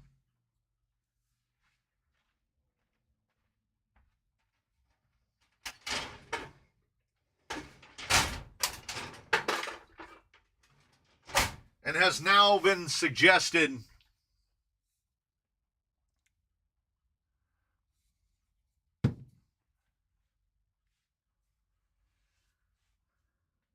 shouldn't Lord Pennaby match baseline? Well, baseline is stock primer gray. Here's all three for camo. So Guy 307 says not the teal. So he's not about the Weekend. I'm 100% fine with the Weekend because use them all. I said one color. Oh, root beer under the PS9? I could do that. Yes, Rut Rider is 100%. Rut Rider is 100% right. Teal is between blue and green. I mean, this looks blue, right? To you, if I go like that, this looks more blue. Yeah, but how blue does it look now? It doesn't look blue at all. Like I say, I'm not committed to any of them. Dead Meat's like, they all look the same. Baseline's baby brother, the Blanco Bronco, he should be Blanco. I mean, that an argument could be made for that. Root beer base might not be a bad idea. Now, in white,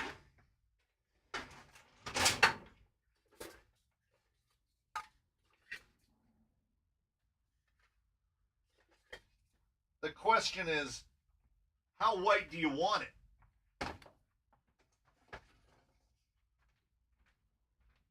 All right.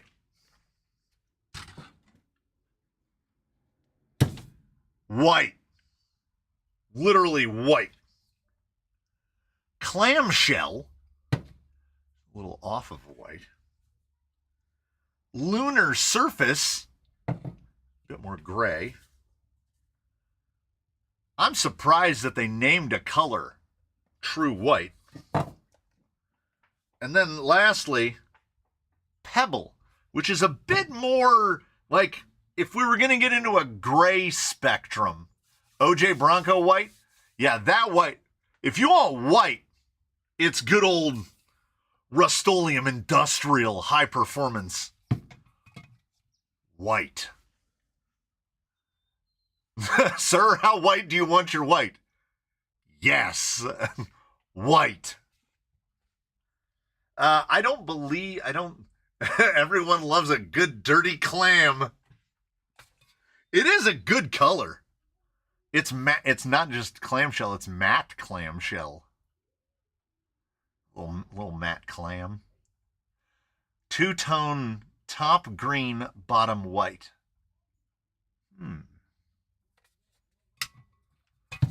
Intriguing. Yeah, appliance white. Yeah, I'm open to an off-white. Clamshell is the best of those to me. I'm good with the clamshell. The clamshell is actually pretty close to the gray that's there now. Chowder white. Yeah, that is chowder white, isn't it? Or is that more chowdery? It should be so white that it's green. I'm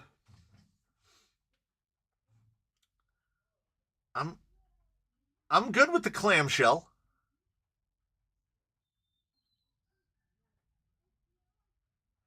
Yeah.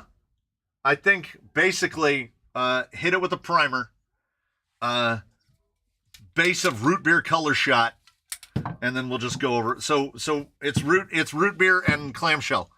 The perfect cocktail. Clamshell looks like a dirty white fridge. Well, now you just sold it on me. I wasn't fully set, and now I'm set. So there we go. We'll do the base. So I'll base the body ultra flat brown, and then we'll go over the ultra flat brown with root beer, and then root beer with clamshell. If there are dissenting members, it's probably too late. I think we've decided. The collective has chosen. Got to go return RC parts at the Staples drop. We don't have a Staples anymore. 700 credit score white. Nice. Yeah. So this way that will, because here's what you got to do. Don't think of the color that it will be now. Think of what it will look like when it gets messed up. So I could do a base of silver, but I think I'm just going to go I'm going to do the base with the brown. This ultra flat stuff takes other paint really well. And so can you still hear him today? I can do a panel. I could do a gray panel. It's much easier. Like do we have to continue the rusty theme? So we do the one fender. Oop, I keep nailing him. He's got to find a better spot than sitting in the flux brushes, but I mean, I think a guy drinking that heavily would be sitting in the flux brushes, so he's pretty good. Is it 17, 18 after? Oh yeah. 17 after. The thing made the sounds. All right. So you've motivated me.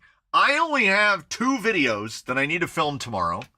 One is Pitbull Growlers. And the other one, I haven't completely decided. We need to do the tire testival for the one dude. White on top, brown from the body line down.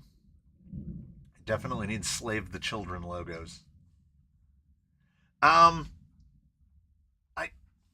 really want to do one color. I would love to do one color. That would be my goal.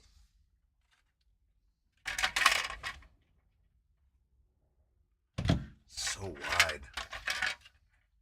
wide. Or it's just that this body is just that narrow. And I keep putting it off. Because the way we had to... Yes, Matthew, yes, they will be glittery when they come out of the bag. A lot of the HPI tires are glittering when they come out of the bag.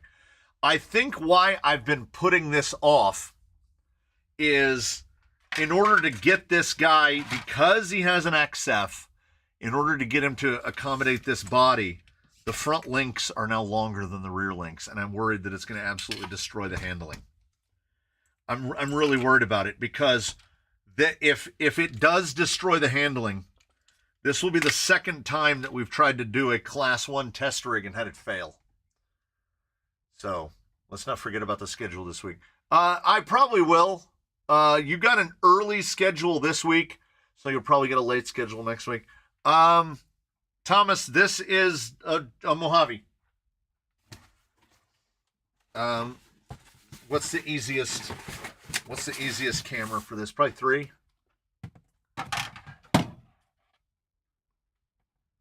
Mojave body trail set for Trailfinder 2. It was quite literally the cheapest that I could find, because I had an idea. I got an inkling of a notion, of a thought, that the problem that I was having when testing Class 1s is that we were running a wheelbase too long.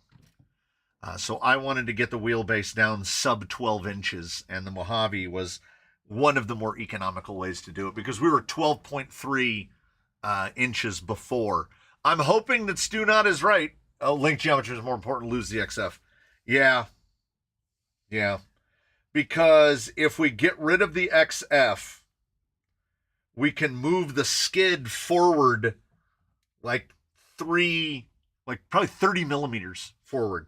Now, the reason I haven't done that is because I don't want to spend the money.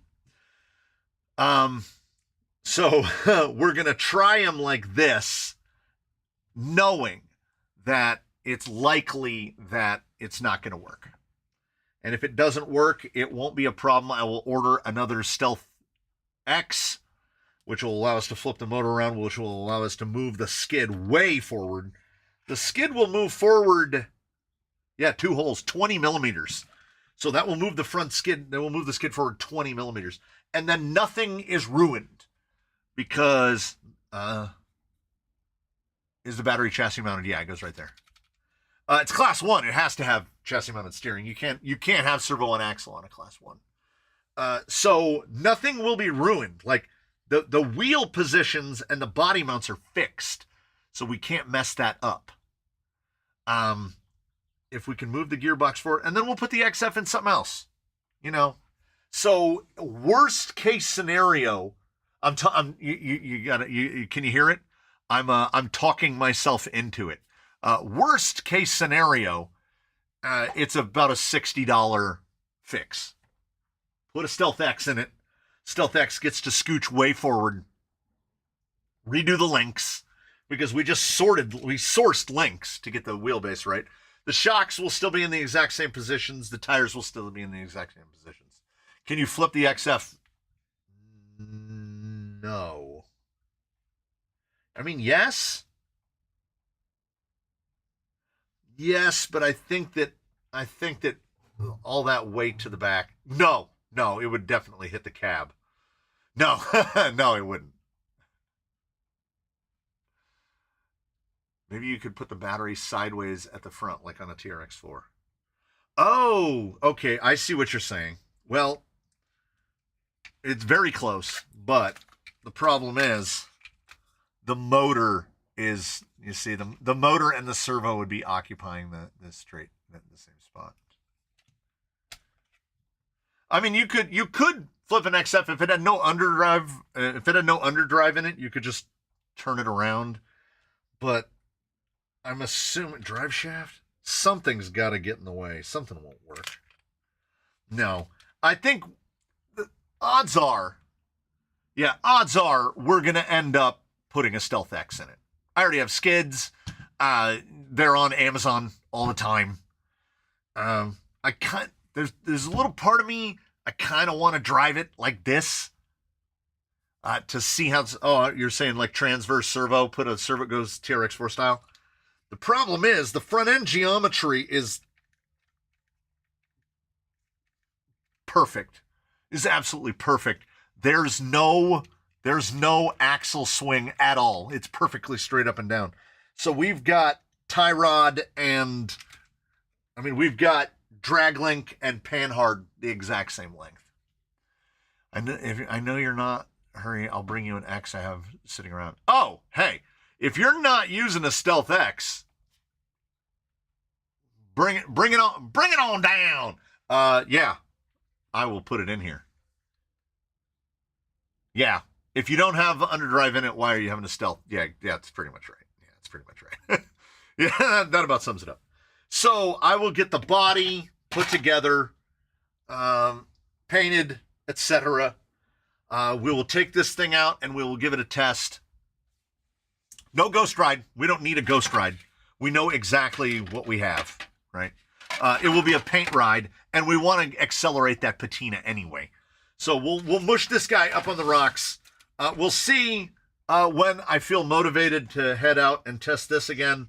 I know Hugo asked to see the RC airport. I can go up to the top side and we can drive down from the top. You can see how big the flood control area is up by the dam. Oh, there might be water up there, up at that end. If they're letting water down, there might be some water up there. So, yes, Sputter Crawler is 100% right. Have a great weekend, y'all. I will film 2 videos in the morning, and then after that, I will get to this. I will get to working on this. And I think Hugo asked if I filmed Daphne's Tire Testival. I did not. I was not supposed, it was supposed to be a day off. And honestly, what it was is this thing told me to get up. It said, you need to stand up. And I came out here and right over yon, I don't know how well you'll be able to see it. You see all this? There's more behind the box. There are also 2 sets that aren't there. One is mounted to the vehicle. There's another set behind me. There's another set that still needs to be mounted, which will take us to will take us to 8 sets of tires. Those were the tires that were intended for the Tire Testival for the base camp, the F100 base camp.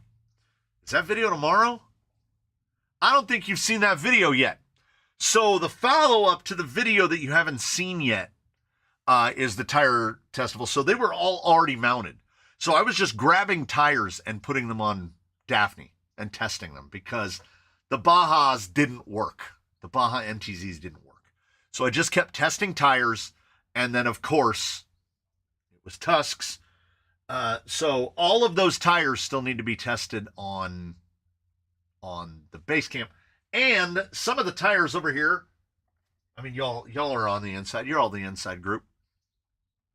You haven't seen those yet, and you haven't seen those yet. So I need to make a video using tires that the videos aren't even up yet. So please do take that into account. So, yeah, and I'll keep you busy unless you're going to bed. There's 2 more videos. There's a video up at 4, and there's a members only video that's up now. So, yeah, Sucks is, yeah, that's what's on Sunday. So tomorrow, I put up the schedule. What am I telling you for? You've all seen the schedule. Except for the video that is up today because I made it after I made the schedule. Because I was supposed to be relaxing, and instead I didn't. RC Airport, as a brand new licensed RC pilot, I'm intrigued. Yeah, it's a proper airfield. It's got the windsock and everything. So maybe you guys will get to see that. There's a lot of you. There's a lot of you now. Why not put the Groundhogs back on Daphne? The Groundhogs didn't really sing the song either. They are the set of tires that isn't mounted yet and need to be mounted. But I have run out of Canyon Customs. I only have enough Canyon Customs to mount about 6 sets. That's all, just 6 sets. And then I ran out. And the set that's going in the Groundhogs is right here. But they need to go in the Growlers, which have not been quick viewed yet. So that's how we'll do that. So we'll baby steps. I have to keep making content. What if the content consumption machine forgets that I exist? So I have to keep making all the content all the time. There is definitely going to be less videos next week than there were this week. I cannot sustain this pace. I think that it said for January, it did my 28-day whatever. Like, here's your stats from the last 28 days. And it was something like 35 videos, 4 lives and X number of shorts, like 5 or 6 shorts. I gotta. Sometimes you feel like doing stuff and you do a bunch of stuff. I'm afraid that I'm going to wake up in a week and not feel like doing as much stuff. That's the problem. Yes, and the chaos can indeed begin. We can all proceed to our local chaotic locations. It is 3:30 in the PM. That is the time when we put the two drills away, and that means that, ladies and gentlemen, the party is over. As they say, or as they would have said way back then, you don't have to go home, but you can't stay here. Can you put yoga foam block in a lathe? You know what? I would try it. You would need something very, very sharp to cut it, though. Yes, and as was pointed out, thanks everyone for gifting memberships. Thank everyone for accepting those memberships. Everybody's making Canyon Customs. I can't even buy Tim Tins on Amazon. They are currently unavailable. So, Darth Riggle says, we appreciate your channel. I appreciate you all very much. I've got too much stuff to do. Next week, I have to record the annual open house where I show you the shop and I show you the course, and all of it is a mess. It's all an absolute mess. So I might feel motivated to clean it all up, or I might not. We will see when that comes. Thank you all. Thank Neil Daniels, and thank all of you for a fantastic stream as well. I will see you all on the Discord, in the comments section. I will see you next week in the live. I will see you everything and everywhere. Yeah, we'll see what happens with the 50, because that 50 is still sitting up at the top. All the other ones have popped out. So, thank you all. I wish you all well. I will see you in the next one. Yeah. Do all the good stuff. Yeah, just run the video from last year. No one will know. No one will know. I will see you all in all of the usual places. I'm going to go get a coffee drink and try to remember to buy the caulking stuff, the little foam rods. Yep. I will see you then. Bye, everybody.